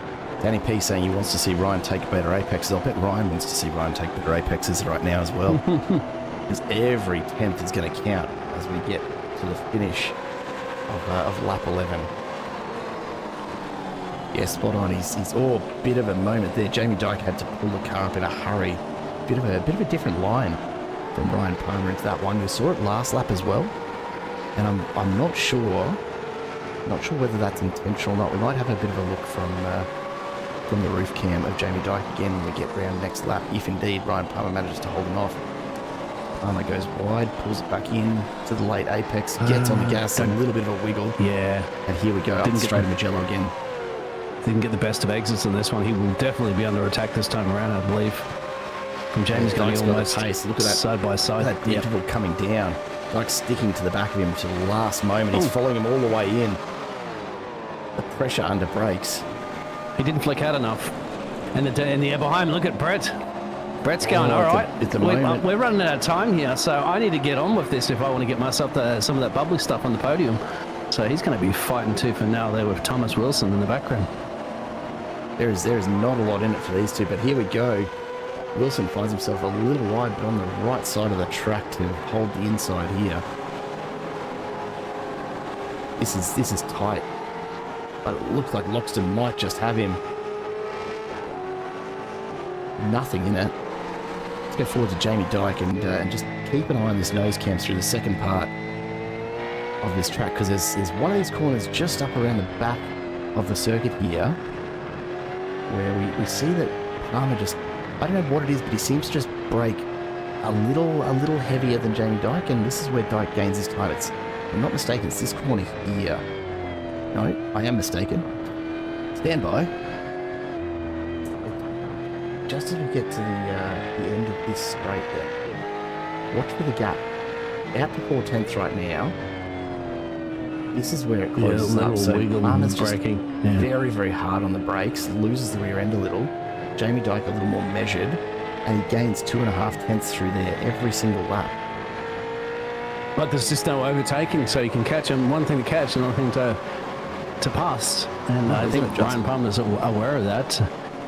But more importantly, this corner again, this is very close. He's about just shy of a car length behind. That should give him enough momentum for a run. He probably might even be close enough. But last time he didn't swing it out the slipstream. Now he's going to do that. And now Ryan's going to have to do that magic. Jamie Dyke has just put a massive side draft on Ryan Palmer and chewed his speed. But look at Palmer push him to the outside of the track here. Oh, almost locked the rears too. On that one, that's how hard he was last late breakers on that one. Jamie Dyke's got him though. Got him. Honestly, oh wait, the reversal. Oh, yeah. There's no grip out there for Dyke. This could end in tears if they're not careful. Oh, big moment for Ryan Palmer. Gets it under control. I tell you what, of oversteering the exit on that valiant effort for Ryan Palmer to hold that for so many laps. He's now got to just constantly think about, okay, that's Dyke for the win now, but Ryan Palmer's got to be thinking about holding off Brett. He's in such a follow job. You don't want to see yourself go to from P1 to P3 essentially in one lap. So you've been driving so well, just got to focus on that. Okay, yep, it's a tough break. You lost to P1, but you've still got that P2 and just got to think about that. Not over yet though. Ryan Palmer can just keep the boot in it, hold off Loxton. As unlikely it is to see Jamie Dyke making a mistake, it's not impossible. Palmer knows what he's doing here. He knows what he has to do to defend. Just needs to get to the finish line now and hold Loxton off, but Loxton is threatening. Yeah, Loxton's what he was going to get. He wants to get Loxton to get almost side by side, doesn't he? Pushing around the outside. Very soon. Thomas Wilson looks for the invite back in. He's gotten up the inside, a little bit of a rub there. That's going to cause Loxton to go wide. Gives Palmer the breathing room that he's after. Yeah, that's just giving Ryan exactly the breathing room. So that's handed that one. But Brett Thomas wants that one back from him. I think that's going to be a little bit photo finish between the two Mustang drivers. It's going to be very, very close. Tell you what a way to finish. As we come to the line, out comes the checkered flag. Jamie Dyke flashes the lights, a cracking win for him. A brilliant drive by Ryan Palmer, side by side at line, locks and just holds Wilson off. Salhani and McCrowan, nothing in it as well. 0.02 of a second. Two thousandths of a second. Daniel McCrowan almost had James Salhani there. Thomas Hinds, 8,000 behind Josh Harris. Tell you what, nothing in it here tonight, folks, right throughout the field. What an amazing second race. Yeah, DC as well fought his way back up there. He had about 8 positions up there, P15th. So yeah, that decent wasn't bad at all. effort. Daniel Snedden fighting up 10 positions from where he started.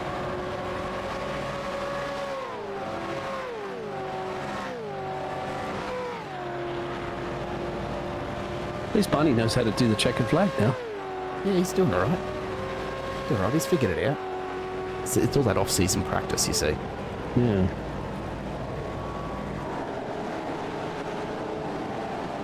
Wow, what a way to finish race 2.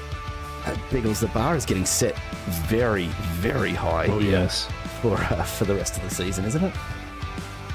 And only just, I'm just only seeing really a couple of pages too of incidents too from race control that we've had up in my screen. So that's not bad. Here's your results for round 2. Jamie Dyke takes the win just barely over Ryan Palmer, then Brett Loxton and Thomas Wilson. Will Buchanan ahead of James Salhani, then Daniel McCrowan. Look at the gap between Salhani and McCrowan. Nothing in it there at all. Aaron Gilbert, Kyle Ridley, and Jackson Starrett rounding out your top 10. And that's look. That's. I think the crew will be a little bit. They'll almost be a little bit excited for the fact they've got a warm-up session now. They're not straight back into racing because. Yeah, exactly. I was going to say now you get to stretch your legs, don't you? Get to run to the little boys' room. I suspect that Jamie Dyke and Ryan Palmer are both getting out the microfiber towel and wiping the sweat off after that race. That was a huge effort. And further back through the field, Josh Harris finishes in 11th, Thomas Hinds in 12th ahead of Mitch Curry and Dan Bartush, David Coleman and Hayden Cupid ahead of Bradbury and Ioannidis, then Adrian Gresh and Henry King rounding out your top 20. Take a look further back through the field. Trev Mortimer ahead of Dean Powell in 21st and 22nd, then Burns and Snedden. Patrick Bakir and Bowman were at it all race and finished right there next to each other as well. Brian East and Ian Ward battling it out for 28th and 29th ahead of Daniel Harrod in 30th, then Lipsky and Lashbrook ahead of Ron Long and Luke Speck. And we will have to take a bit of a look as to why the race control guys think they can get onto the tower there. But anyway, yeah, I suppose we'll allow it. We haven't gone out there of any caution cars yet as well, too, remember? So we've yet to see one for the season. Honestly, pretty bloody surprising considering how hard we saw these guys racing. Hope you're enjoying it out there in the chat. We've got plenty more. Another 13 laps lie ahead, the final race of the evening. And if that wasn't enough for you, the ASR V8 Supercar Series returns tomorrow night to the Simple Racing broadcast channel. So plenty of V8 action over the next 8 to 9 weeks, as well as a bit of open wheelers coming our way, starting from a week after this. So plenty of racing here. Hope you're enjoying it all at home. Let us know, what is it that grabbed you? I mean, obviously the race there between Palmer and Jamie Dyke was epic. How do we top that in race number 3? We go 3 wide out of the final corner for a photo finish. That's about all we can do at this point, isn't it? That's about the only thing that could lift the game after that one. So the championship points will be starting to come together. It was a huge effort, but that really cements Ryan Palmer as the early favourite in the AM Cup. Some good points in the first couple of races. He's got to back it up again, of course, for the third. I just don't know. I don't know what to expect from this lineup. Are we going to see David Coleman come from the back and get in amongst it? He's probably not had the start that he was hoping for this time around, but look, it's probably not one of his favourite tracks either, from memory.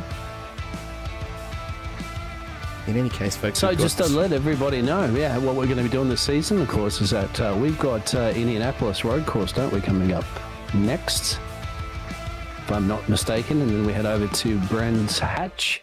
Now, Brands Hatch is going to be a rough one. Like, that is a tough track in a Gen 3 supercar. The passing opportunities are so limited. That's going to be carnage. I'll almost guarantee it. And then, of course, after that, the one I'm really looking forward to, round 4, July 21st, we go to the Bend, Biggles. Bend, just looking at that one. Interesting. That'll be interesting. Yeah. It's an awesome track. A lot of fun to drive. I jumped straight on it in week 1 of the officials this season. Got into the GT4 racing, and it's just such a fun track. It is absolutely going to destroy Gen 3 tyres, though. Where's that, Long Beach? No Long Beach this time. After that. No Long Beach. No, that's Long Beach. No, we've got Sebring. We've got Okayama. We, of course, go to Mount Panorama for round 7. We finish at Road Atlanta. Yeah. Just remember, too, these first 5 rounds, they can drop them. They drop week rounds, because after that, when you go to the final 3, you cannot drop any of those races. No, have none of that. Mitch Curry, MC Motorsport, checking in to the chat. G'day, mate. Almost like you did a bit of work out there, that race. Boss man, yes. It's looking like hard racing right up and down through this field, and I tell you what, it is a very, very strong field. We weren't sure what to expect for season 2 here, the MCV8s. The first season was primarily a lot of the drivers that have been around since the start of MC Motorsport, and we had a couple of new entries come in. The Fishy Boys came along for a bit of a play in the V8 space. But this time around, we've got a whole new field of drivers. There's so many drivers here that are racing with us for the first time tonight. And it's certainly leading to some very, very interesting, very, very interesting battles going on. So I think our warm-up's finished. Mitch Curry, you've got to get yourself into that top 10, boss man. You've got yourself a 13th and a 12th. Again, we see the reverse top 10. So Jackson Starrett will get the pole with Kyle Ridley for the start of race number 3 here. Aaron Gilbert and Daniel McCrowan behind them. Then James Salhani and Will Buchanan ahead of Thomas Wilson and Brett Boxton. Brian Palmer and Jamie Dye, after that massive battle, will be starting on row number 5. It's a good point, Scott. GT3 cars do have aircon. They've also got all sorts of fun little, what's the word I'm looking for? Fun little electronic gadgets. Gizmos going on. Gizmos, yeah. Yeah, to help out. We'll jump back through the grid a little further while the drivers get themselves ready. Harrison Hinds lining up on row 6 ahead of Curry and Bartouche. Then David Coleman and Hayden Cupid ahead of Bradbury and Jimmy Anides. Adrian Gresh and Henry King behind them. Trev Mortimer and Dean Powell line up ahead of Burns and Snedden. Then Patrick and Bakir ahead of Bowman and Brian East. Ian Ward and Daniel Harrod rounding out your top 30 with Martin Lipsky, Chris Lashbrook, Rod Long and Luke Speck. Daniel Koish, I don't think we actually have seen out on track at this stage, if I'm not mistaken. So whether he's had some issues with, I don't know, setup or something similar. He did manage to join the session earlier, so we'll just have to try and figure that out, I suppose. Maybe he'll be back for the next round. We've got about a minute and a half to go here, folks, so we're going to take a very, very quick break. We'll be back with the start of race number 3. Struggling to get your business online? At Domains2U, we make it easy with fast domain registration, powerful web hosting, and top-tier security solutions. Protect your data and customers with premium security features like domain privacy and SSL encryption. Find the perfect domain name and get online in minutes. Get started today at domains2u.com.au.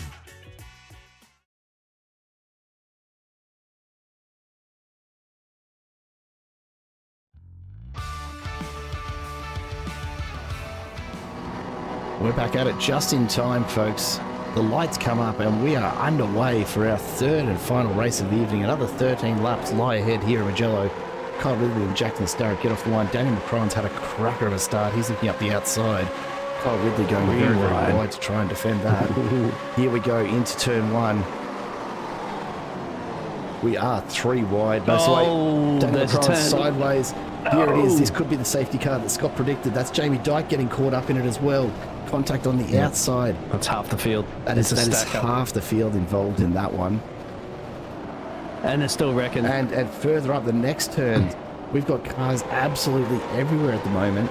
Somehow Kyle Ridley and Jackson Starrett, there it is. The safety car has been called. Yeah. Not surprised. I was going to say, there wasn't necessarily a big track blocker, but that's half the field that essentially has been out. We waited for that big one. We knew it was around the corner, and it started right up the front, isn't it, with who was the driver that was in P3 place, I think, at the time. They just got a little tap. It was the first that went sideways there. But, geez, what a mess. What a mess that was.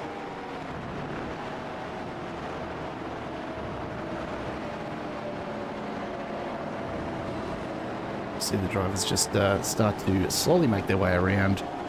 And finally time for Nathan Allen to stretch his legs in the brand new Porsche safety car. Oh, yeah.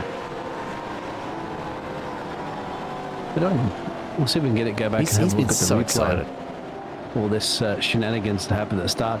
I reckon Carl's going to be one to watch in this race. Kyle Ridley, he was cruising through on that previous one to get himself right in the back of that field there. There it is there. That's the contact. And, of course, it all just goes pearl-shaped from there when cars are back onto the racing track. Nowhere to go. We got in the kitty litter. Goes off to the side.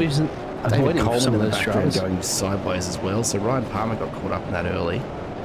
Then take a look at David Coleman on the way through. Does everything he can to avoid it. Gets away with it relatively easily. We're into slideshow mode here for a moment. Yeah. We're back with it, and he ends up just sitting and holding up free. The ETS Motorsport gives the Alpine Pro Racing car a little bit of a tap there as well. But then they just got to stay still because they don't know if there's still cars coming around back behind them too at full speed. So you've got to once again be predictable. But this is where it went. I'm really impressed with a lot of those drivers taking that avoiding action. Of course, getting it out into that kitty litter, but then just around the corner, drivers. Mitch Curry on the outside gets really unfortunate. Gets the back end tap there from the Revolution entry of is that Daniel Sneddon, I think. I'll take a look. That's what it is. Sneddon just gets a big old nudge from the Pacific entry there of I've lost the name. The Pacific Esports Racing entry, Robbie Bradbury, sorry. Just a big old nudge. DC, David, Daniel, and Dan. So the Triple Ds have all headed in the pit road to do some damage as well. Mitch Curry went in there and it's come back out. So those drivers have come back out of pit road right now. Probably just trying to chip out anything they possibly can. Only about a 10-second stationary pit stops for most of the drivers, apart from Mitch Curry, just a 4-second. Had some, you put some fresh boots on, I would imagine too, while you're in there. Just give yourself 1 or 2 lap more grip. As you can see, the wonderful looking pace car. As you can see up the road. So Porsche's leading the V8 Supercar Series. Well, I mean, I'm just really worried about it flicking around at this point, if I'm being honest. Even Porsche doing the Porsche things? Yeah, exactly. Thankfully, it's not going fast enough that I think Nathan Allen's at any risk of flipping it, but stranger things have happened. Rochelle Jensen, absolute carnage. Yeah, show yourself out, mate. No, that's fantastic. But that's the first time, considering a lot of these drivers are racing against each other for the first time this season, going to go for new faces, and we've had 2 heat races already of 13 laps, and we didn't have that shenanigans.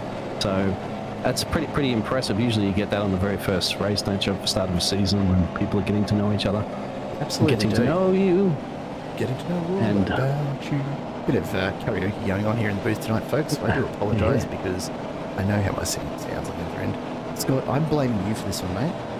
You can come and work with us in the booth anytime because your commentator curses are on point, my friend. Well, this will be interesting. Look, honestly, probably a little early in the race to affect too much. We've seen a few pit stops happen there. Mitch Curry, David Coleman, Daniel McCrowan, Dan Partouche all making pit stops, but I suspect those will be repairs rather than any kind of strategy. Yeah, well, who was it? Scotty was calling out there, was saying it was going to be a 2-stopper for the race. So yeah, I mean, anything's possible, I suppose. This is going to be interesting to see just what this does to the tyre temps and the amount of grip these guys have, spending such, because it is a long lap under safety car. That's the thing to remember. Like it's a 2-minute lap at race pace. Under safety car, we're talking, well, 3.5 minutes. We've just gone through that time. I suspect the safety car will be coming in this lap, but we'll have to wait and see.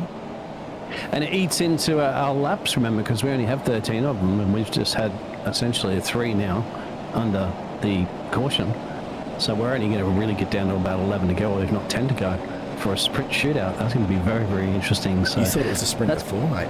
Look at it now. Yeah, I know. Now Carl's going to be looking even better at this point, you know, especially those drivers that are inside that top 10.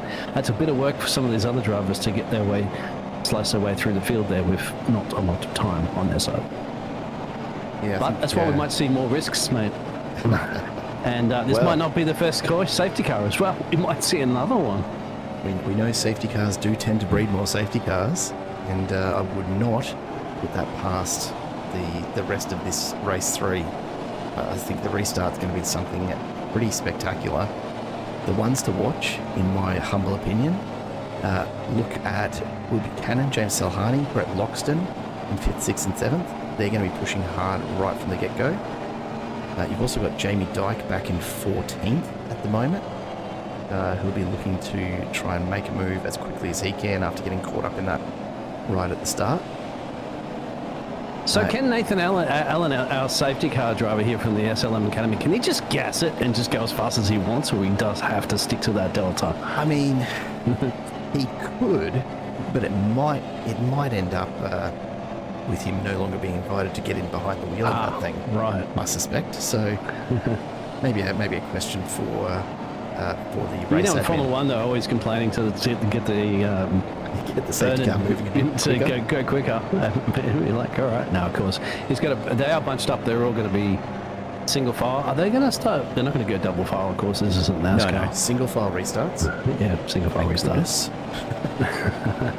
Scott, I just want to remind you, turn 1 is on you now, my friend. You've said it. Turn 1 is on you. Watch the sends after the safety car. Jeez, what is this? We have 2 amazing full-pace, 13-lap full races, and he wants to see 13 laps of safety car, this man. Yeah, Sam, you got to tune into NASCAR if you want to see that. Especially on short track racings, when you'll get definitely, 15, 20 cautions sometimes in a race. That's disgusting. Yeah, I know. I've done it, mate. It's, 1 hour broadcast can turn into a 3-hour broadcast of cautions pretty easily, but thankfully we're not going to have that here tonight. Yeah, I'm not a fan of that idea at all, quite honestly. And I don't know how you'd have the patience for it. I can't think of enough stuff to say some days for our races. Oh, the race control get pretty. They start parking drivers after a point after that, because it just gets, when your cautions are hovering around 15 or something like that, you start parking people. Now, I'm not sure, but the safety car at this stage looks like we might be going another lap. It's past the safety car pull-away zone. We're actually about to pull into the restart zone here.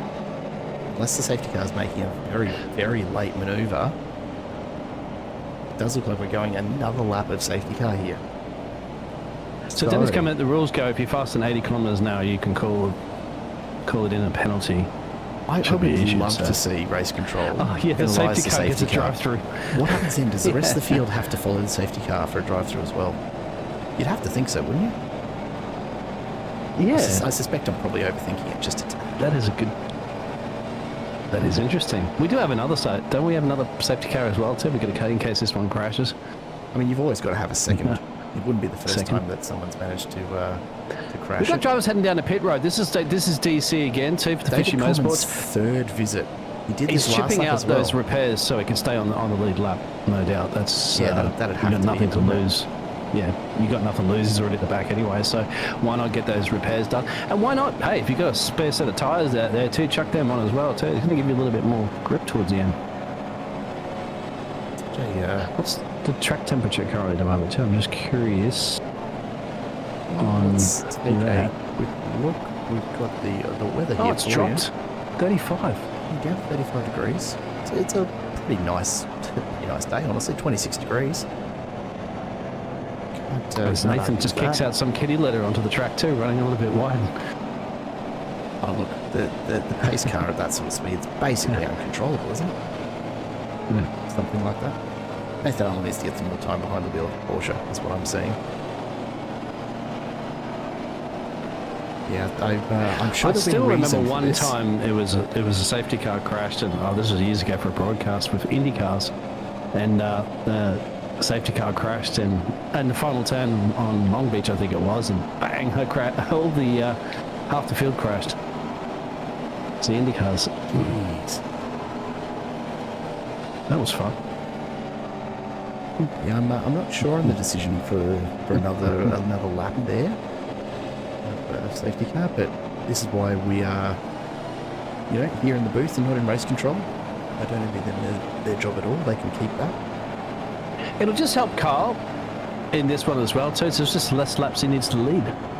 Essentially, because we're going to be down to 10 now, if not 9 when we get going. Here you go, Danny. I'll give you a nice view of the whole train as it rolls through here, if I can. Do my best to keep it on track.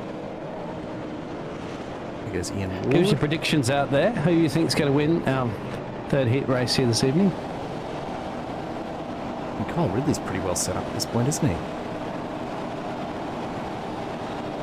Yeah, but you've got to remember too, he's going to be the gambler. He's going to be the one that's going to go in on cold tyres into turn 1. There is that. And find the first breaking point, and the rest of the field can then judge you from that. Doesn't plough into exactly as a result.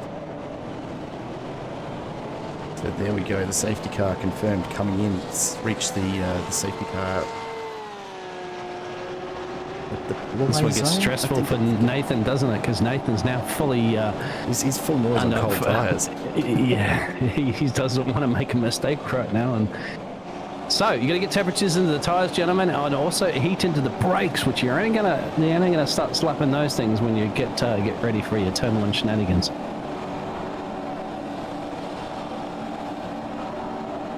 Well, here we go, folks.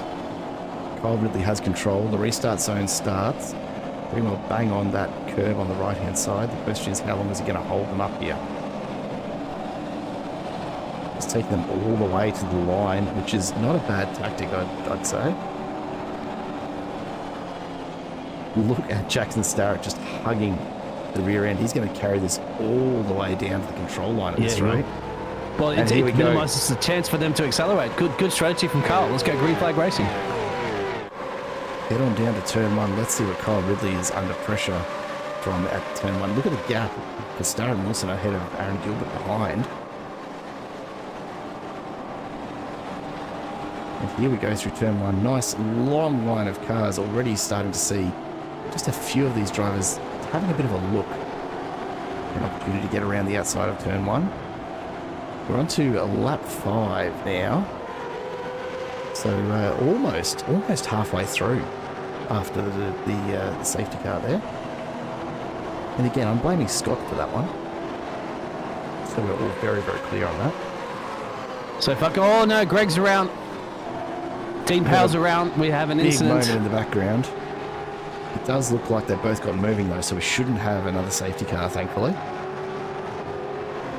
Further up through the field. Bit of back and forth here between Alpine Pro Racing's Adrian Bresch, Ian Eddies for the JTI2 race on Oz entry, just swapping positions there. Yeah, Jackson's gone for it on the inside there of Carl. He may have it, but they're going to go side by side. They come back onto the racing line. Oh, big moment. This is fantastic. Thomas could take a 2-for-1 special here as well, so this is going to be super interesting. And keep an eye out too in the background there, Will and James and Brett too. There was predictions out there from Danny P. Well, he's still really well positioned, although Starrett's shut the door on him very hard there. And here goes Wilson. Look at that, looking almost off the inside of the track. Wants to push through, gets it done. Kyle Ridley back into third. Can he tuck onto the back here as they enter the main straight? Get a bit of drive out of the corner and maybe try to shut down in the background. James Salhani looking to make the move as well. The front pack starting to form up. And starting to pull away as well. So they're trying to break the slipstream side by side. Loxton sets the fastest lap of 56.3. Yeah, they've got to start making some moves early. Remember, because they know it's going to take a couple of laps to get up to full speed, and they're attacking. Sahani finds himself out of the groove here. This is a little dangerous. Side by side through a number of corners. He's out on the marbles. Gets in behind Buchanan. Again goes up the inside. Salhani's not giving this one up. Contact. Big contact. That's Loxton and Salhani just rubbing panels, almost assisting each other through the corners a little. You see Loxton just pushes him wide again. Yep, the outside becomes the inside. Becomes the outside, becomes the inside, becomes the outside and the inside. That's the beauty of this track. You can see, as long as you're side by side, you can essentially just do your switcheroo of your positions. That's why James is still looking pretty strong here. Yep. Have a look at there's the contact. Loxton he's had just the lift saves off. it. How he managed to pull that back into line, I have no idea. The two teammates now, Hinz and Loxton. You can see Loxton flashing the light in the background. He's not impressed with that. But have a look at Josh Harris just along for the ride behind them. Yeah. If I was Josh, I'd just tuck in behind them and just sit back and enjoy it. Get your popcorn out and enjoy it. Actually, he's not. He's going for it, actually. He's going to follow Brett through. Why not? If the opening's there, got to go for it. So ADHD out to pick up some more points if they can here. Just got a little bit of work to do to close in on the rear bar of Loxton, though. Out in front, Starrett, Wilson, Ridley, and Aaron Gilbert all still very, very tightly packed as we start lap 7. Keep an eye on Wilson. Wilson's up 5 now as well, too, from all this. So he is flat from Ridley. So Ridley's moving as well. Don't count him out just yet. Let's go back and take a quick look. Greg Patrick's moment. Big contact there from Dean Powell on the inside. That put him sideways. And Powell's followed through as a result. Thankfully, no real damage in it. Oh. Nice looking purple Mustang on the side of there, with the Mustang. It is. One way to show it off, I suppose. Make sure you get some screen time. Not generally the advisable method, though, to be fair. Top 4 now got a little bit of a gap to Will in P5, so that's the situation. A bit of kitty litter on the opposite end of the track where they're going. But Jackson there from Thomas Wilson and Kyle. Kyle just said to put that up there. Don't take out Aaron Gilbert too for the Team Jinx shifters. That's going to be interesting days, and I do imagine Will start catching up then with James and Brett, Josh Harris. They'll all keep themselves hopefully within that under a second on that timing tower that you can see for the top 10. And again, we've got 9 cars effectively in the battle here.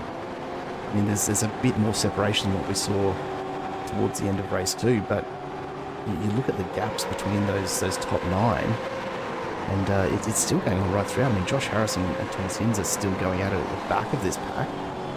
Harris is managing to hold him off at the moment, but it is giving Loxton the chance to open up a little. Hinz just looking for a way through there on Josh Harris, not quite finding it, but keeping the pressure up. In the background, you can see Jamie Dyke just lurking back there, the bright green Fishy Motorsports entry. We'll go up front because Jackson Starrett under pressure now from Thomas Wilson. Wilson's closed in to a very, very close position as we come onto the main straight. Can he actually bring this gap down as we head to turn 1? Well, he's going to break that slipstream. He's not close enough at this point. I think he knows that he's still got another 6 laps up his sleeve.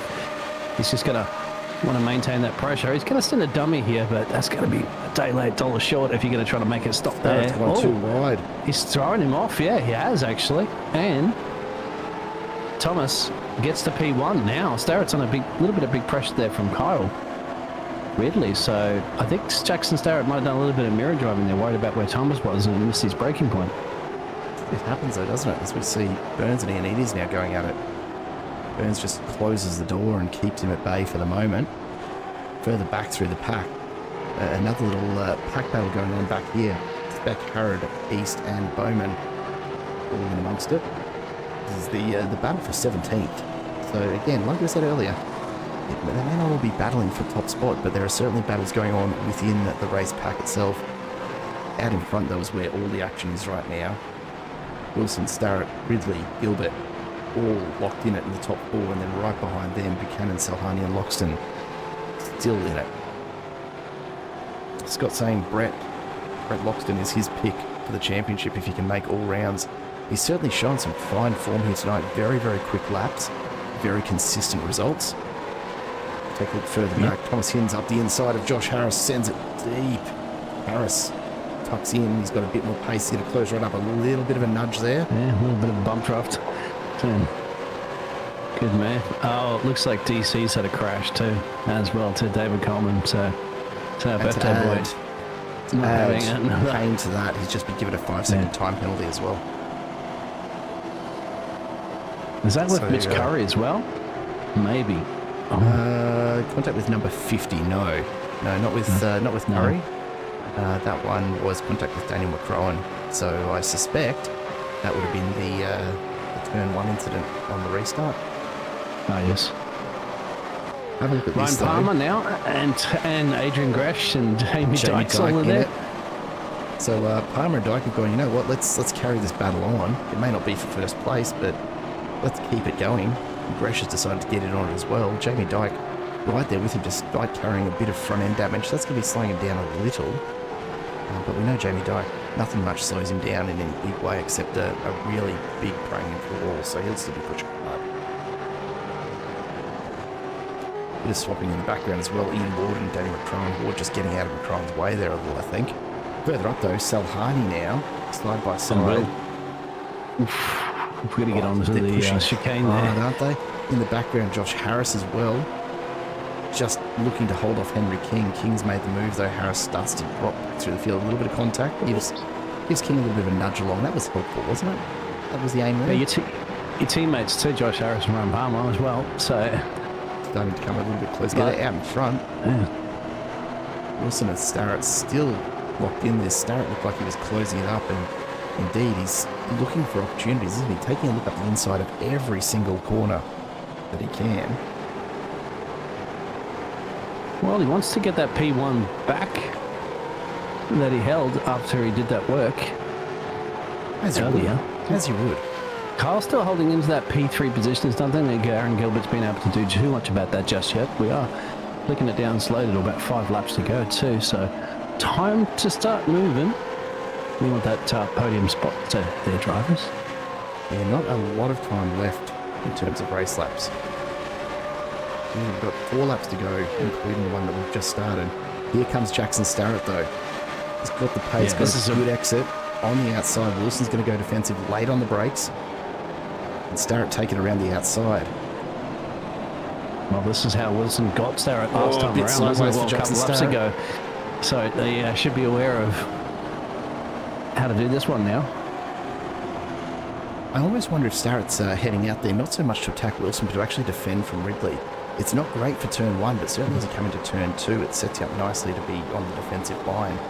And maybe that's what Starrett's worried about, is Ridley just taking the opportunity to get up the inside of turn 2. So he's not really making much progress actually trying to get past on Wilson in turn 1. Daniel Snedden's gone off the track somewhere too for the 369 entrance, and I'm not quite sure if he's got damage on that car, but it's not too good. There. Big contact. Thankfully gets it back up running reasonably easily.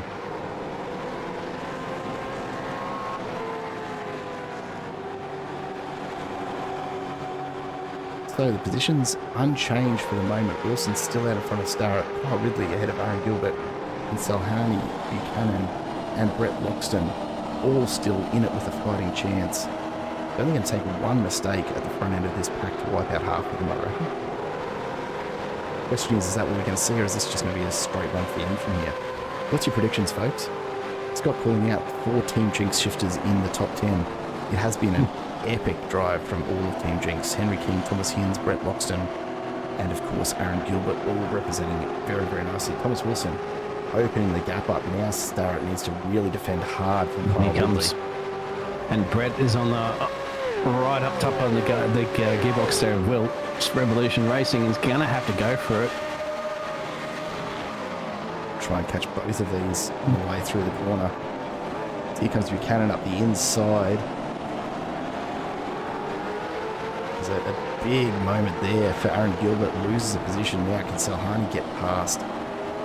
On the right side of the corner, but just doesn't quite have the pace. He's going to have to drop back in.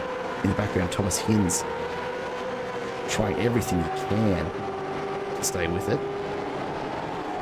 But Loxton and Buchanan locked in it still. Yeah, as long as James can get that exit power down, he might be okay. And Brett, I mean, keeping that position, he will. So, making a move. 2 positions gained up there. Currently in P6. Got a lot of work to do. 3 laps to go. If he wants to get himself in the podium, he needs a bit of shenanigans to happen up the road. Let's take a look at this little foursome in the background, though. Harris, King, Palmer, and Jamie Dyke.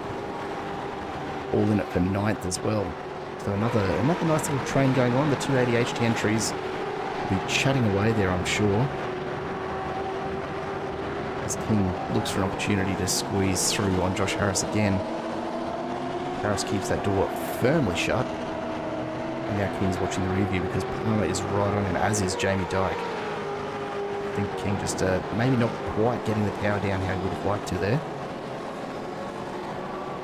But jump forward because Salhani is watching his mirrors as Loxton looking up the inside. That's a very late decision to make the dive, but he's going to force it through.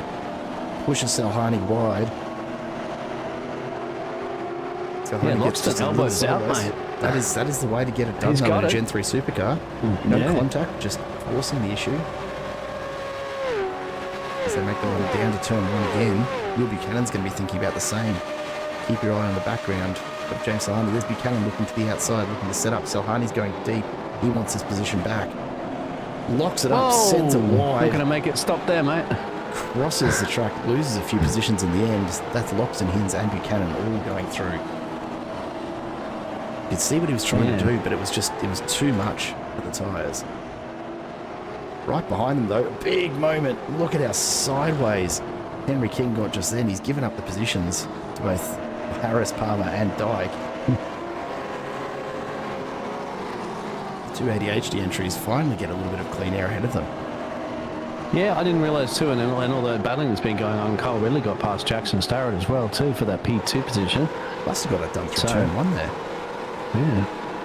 So now Thomas Wilson does have a little bit of breathing space of half a second, only dying a couple of laps to go in this race. That's it, we're about a lap and a half from the finish here, folks, so getting very, very close to a result in race number 3. Yeah, Scott on the money. The turn 1 pass is absolutely where it all is here at Mugello for the Gen 3 supercars. James Salhani just trying a little too hard to regain the spot there. Didn't have the gap that he needed to make that stick and had to send it way too deep. He was asking way more of the brakes. Actually, that's a very good point as well. We'll take a look just a further back. Take a look in the background. You've got Bradbury, Enides and Burns going at it, but the ADHD entries, that is always the question, isn't it, when they're racing each other? Are they actually going to keep it clean or are they going to take each other out? As we saw last season at none other than Oran Park, if memory served. No team orders, just go for it. No team orders at all, and certainly Josh Harris right now will be a little concerned because if I'm not mistaken, as we enter the final lap, Ryan Palmer was behind him and ran him off the road at Oran Park, I believe. I could be off the mark there, but it wasn't their proudest moment. I'm sure they've done a little more practice since then.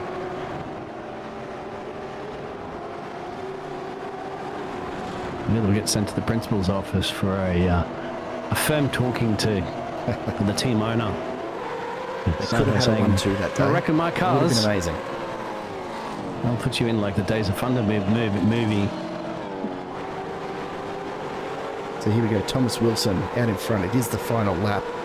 He's got a nice big gap here. We're going to see. It's unlikely that we're going to see too many challenges here. There's not many people in a position at the moment to try and pick up an extra spot. Although Kyle Ridley runs it a little bit wide, that's going to open the door for Starrett to close in. Is it going to be enough though? We've got less than half a lap to go here. Thomas Wilson looking very, very comfortable. Just a couple more corners and race number 3 is going to be his. Yeah, Thomas, a fantastic drive. Six positions up in this one too to big moment take there. Advantage. Starrett, Carl's going to have to hold off here. Contact with Ridley. They're going side by side as well. Ridley just getting squeezed out. Yeah. And look, I think you got to race hard for the position. But I think Ridley's made the right choice there and actually staying in this race. But this will be race 3 done and dusted. As we come across the line, Thomas Wilson crosses. And they all come through in a racing order. Josh Harrison and Ryan Palmer have managed to hold it together somehow. And Adrian Bresch crossing in 13th as the rest of the field rolls on through. Race 3, look, I mean, it had a lot to measure up to after race 2, but despite the safety car, probably one of the, that was a very, very close finish there for, was that Bowman and East? It was separated by less than 9 thousandths on the way across the line.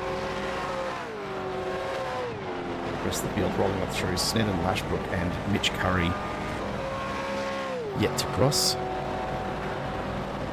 Further back through the field, David Coleman has had an absolute shocker. He won't be super impressed with that one, I'm sure. But unfortunately, Greg Patrick finishing a lap down. By the look of that, not his night either. David Coleman and Trevor Mortimer, the last to finish up here. As we wait for them to make their way to the line. Even Barney, his arm's getting a little sore there, isn't it? Yeah, it is actually. He's a little He's less, on his last legs. He's like, oh, I can't handle this anymore. I can't keep waving this all day, guys. No, really solid finish there. As we see Coleman head for the pits. And Trevor Mortimer's going to come across and take the flag. Come on, Barney, get that arm up, mate. I'll have a word to him afterwards, I suspect. So there we have it, folks. Yeah, we got Thomas and all that are just doing a little bit of drifting on their parade lap. As you would. Why not? So race 3 draws to a close. This is how the points look to finish the final race. Thomas Wilson taking the win. Jackson Starrett and Kyle Ridley not far behind. Then Aaron Gilbert, Loxton, Hinds, Buchanan, Salhani, Josh Harrison, Ryan Palmer, the ADHD entries rounding out the top 10.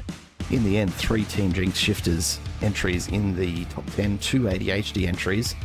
It's been a very, very good night for those 2 teams. Jamie Dyke and Henry King just outside the 10. Then Gresh and Burns ahead of Ianides and Speck. Harrod and McCrone, followed by Matt Bakia and Dan Bartouche rounding out your top 20. We'll take a look a little bit further back through the field.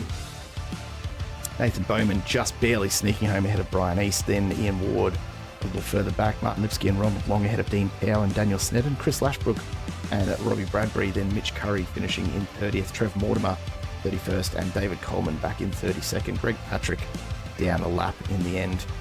And of course the race control boys just doing their thing as they do. Yeah, in the chat as well, they said they wouldn't see Kyle. And Carl said he wouldn't see him on a podium. But Carl is on a podium for this race as well, too, for Carl Ridley. Can't argue with a P3 in one of the opening races here. It was not bad at all. Just waiting to see, and I'm just checking in with some of our drivers now. I think we'll. It's something we're going to have to try and figure out, isn't it, Biggles? There's no gap for us to have a chat to the winners of race 1 because we jumped straight into race 2 in these sprint rounds. So I don't know that we're going to actually have an opportunity to have much of a chat to the races tonight. But we may as well see if we can get a few of them in here. And we'll start off. Kyle Ridley, welcome to the booth. Oh, hello. Mate, you've ended up on the podium in the end there. Not a bad effort at all. Yeah, I'm still trying to work out how, but somehow the pace was good enough to hold on to the P3, and I did it.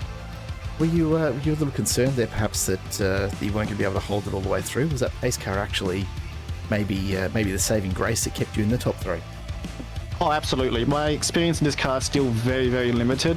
That was literally, you witnessed my first race in this car. That's why in race 1 I dropped a little bit and then kind of found my fitting in race 2 and was semi-competitive in race 3, but that safety car certainly took away 4 laps for the other drivers to pass me. So that was a massive help, and for the tyres as well. So I was just able to hold it.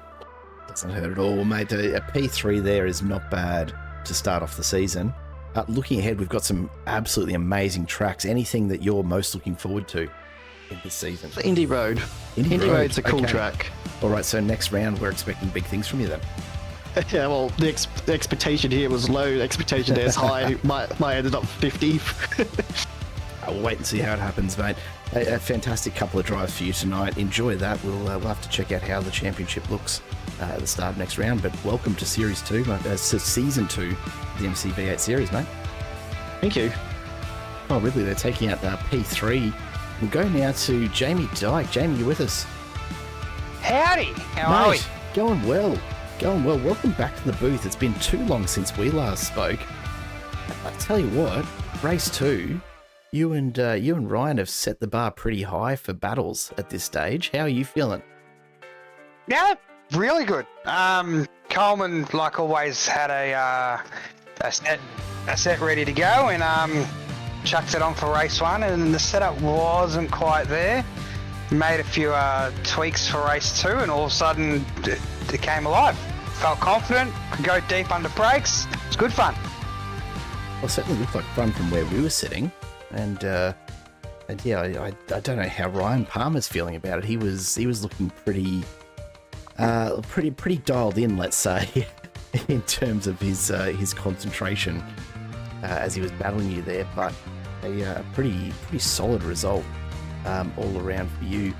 We've just had Kyle Ridley in having a bit of a chat to us as well. The calendar for this season. I know you've always got your favourites. What's in the lineup that you're looking forward to? Brands Hatch. Really? Yep. Wow. Usually go really well there. The Bend and Okayama and Bathurst. Now, see, I'm with you on the Bend. I'm a little surprised by Brands Hatch because that's a nasty track in a supercar. What is it about it you like so much? The confidence to lean on the front left around the back. Yeah, right. You got the down and the up, and you got the triple apex right-hander. If you can get confident in your front axle, you can really fly around there. It's really good fun. That's the difference, mate. I'm terrified of those bloody corners, so I think that might be the difference between you and I in terms of pace around there, plus a couple of other little bits and pieces. Mate, some good results for you this evening. We'll take a look at some championship standings in just a moment, but good way to start season 2, eh? Yeah, well, race 3 kind of wasn't the way I wanted it to go, but I unfortunately got damage on that massive incident at turn 1, lap 1. Yeah, so I fell back like 4 or 5 places, and then just had to consolidate, and I made up a few and ended up finishing 11th, which is good. So I think I finished 2 spots in front of Palmer in the first one. 1 spot. No, I think I've just got him in points. Josh Harris did really well. So there was a lot of guys in there that raced really well. I was surprised. Quite happy, actually. Oh, well, can't argue with it. It's certainly been a pretty decent night for a lot of names that we weren't expecting to see so far up the leaderboards. So it'll be interesting to see how that holds up over the rest of the season. But mate, back to fine form for you. Fishy Motorsports featuring tonight across the evening. So looking forward to some more from you, and we'll keep close eye on you in round 3, hey? Yeah, definitely. Bring it. Good stuff. Cheers, Jamie. Take it easy, boys. Jamie Dyke there, taking a couple of good spots across the 3 races this evening. Jackson Starrett, welcome to the booth, mate. We haven't spoken to you in a little while, it feels like. I don't know if I've ever been in here, actually. No, I was trying to recall when it would have been, but we would have been talking, if at all, we're talking back in the early seasons. So, yeah, it would have been first season of GT3s. Yeah, it would have been a little while ago. Well, good to have you in here. And a cracker of a 3rd race there for you. Coming home in P2. Bit of argy-bargy there to take 2nd spot on that final lap, mate. That was pretty bold. Yes, very much a desperate move. I'll give you that much. So, have you had a word to Kyle after that one? I've got to ask, because it was... I have not yet. Maybe saving that for round 2, huh? Yeah. No, it was a very fun battle, lasted all race. And then, it was white flag. I needed to do something, and I was thinking about sending it up the inside on the entry to the corner, but I thought better of that, and he must have just seen me poke my nose out in the mirror, and it may have put him off a little bit because he ran a bit wide in the centre of the corner, and I picked up the throttle a bit and managed to get an overlap. And then, followed us side by side until he sort of backed out of it. Made for some awesome viewing on our end at the very least, and glad that you both kept it straight through all of that to not take each other out or anything like that. It's what we love to see in Gen 3 supercars, and at the end of the day, it's come away with some good points for you, mate. So congratulations, and hopefully not the last time we get to speak to you this season, hey? Yeah, I've considering yesterday was my first day driving the cars, I'm pretty proud of myself. That's a very, very nice start indeed. We'll go and take a look at some championship points, but yeah, hopefully get you back in the booth later on this season and see how you're going. No worries. Thank you very much. Takes out P2 in race number 3, and Biggles, cross your fingers here. I'm not sure whether we're going to have all the points the way that we'd like them to be displayed right now, but let's give it a crack. This is always the fun of Pro-Am setups, but there you go. I think this is how we're looking at the moment. So Brett Loxton, Team Jinx Shifters, picking up a very healthy 279 points here tonight. Now, of course, this doesn't include any of the fastest lap points, so there's probably still another 6 points floating around out there somewhere. I suspect Loxton's probably picked up a couple of those as well, though. Thomas Wilson in second, 271. Buchanan and Gilbert and Jamie Dyke barely separated for third there, 264, 262 and 262. And Jackson Starrett, a very good night for him. He's 6 overall after round 1. Ryan Palmer, the clear leader in the AM Cup after round 1, 251 points is a fantastic start for the ADHD driver.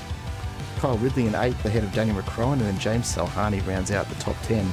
It's early days, but a real mixture of names and teams up there in the top 10, Biggles. Yeah, and on top of it, now that you've gone out there, like Brett, for example, Thomas have started painting targets on their backs early for the rest of the drivers to say, okay, now we need to hunt you down. But it's good to see how close it is. It is only 3 races down so far, and lots more racing action to happen. So we'll see how that all pans out. But yeah, it's looking good for Ryan too. But once you get that lead, you get that little bit more pressure that mounts up on you too, because you want to maintain that lead as you go deeper into the championship. Yeah, it's still a long way to go. 7 more rounds, folks. So make sure you stick with us. We will be back for round 2, coming to you from Indianapolis next week, Monday night, July 7th. Same time, same channel, but do make sure you're back tomorrow night for the simulcast of the Alliance Sim Racing V8 Supercars series, because, you know, there's no such thing as enough Gen 3 supercars in your life, really, is there, Biggles? No. Never enough. Every day of the week, please. Any day that ends in Y, we want V8 supercars. Absolutely. Folks, it's been a real pleasure having you back with us. Welcome back to another season with MC Motorsport. We're looking forward to bringing you the rest on behalf of everyone on the team, both at MC Motorsport and from our sponsors, Domains2U, of course, Everything Simulated, Maximum Effort Racing, iRap Designs, and Sixpence Coffee.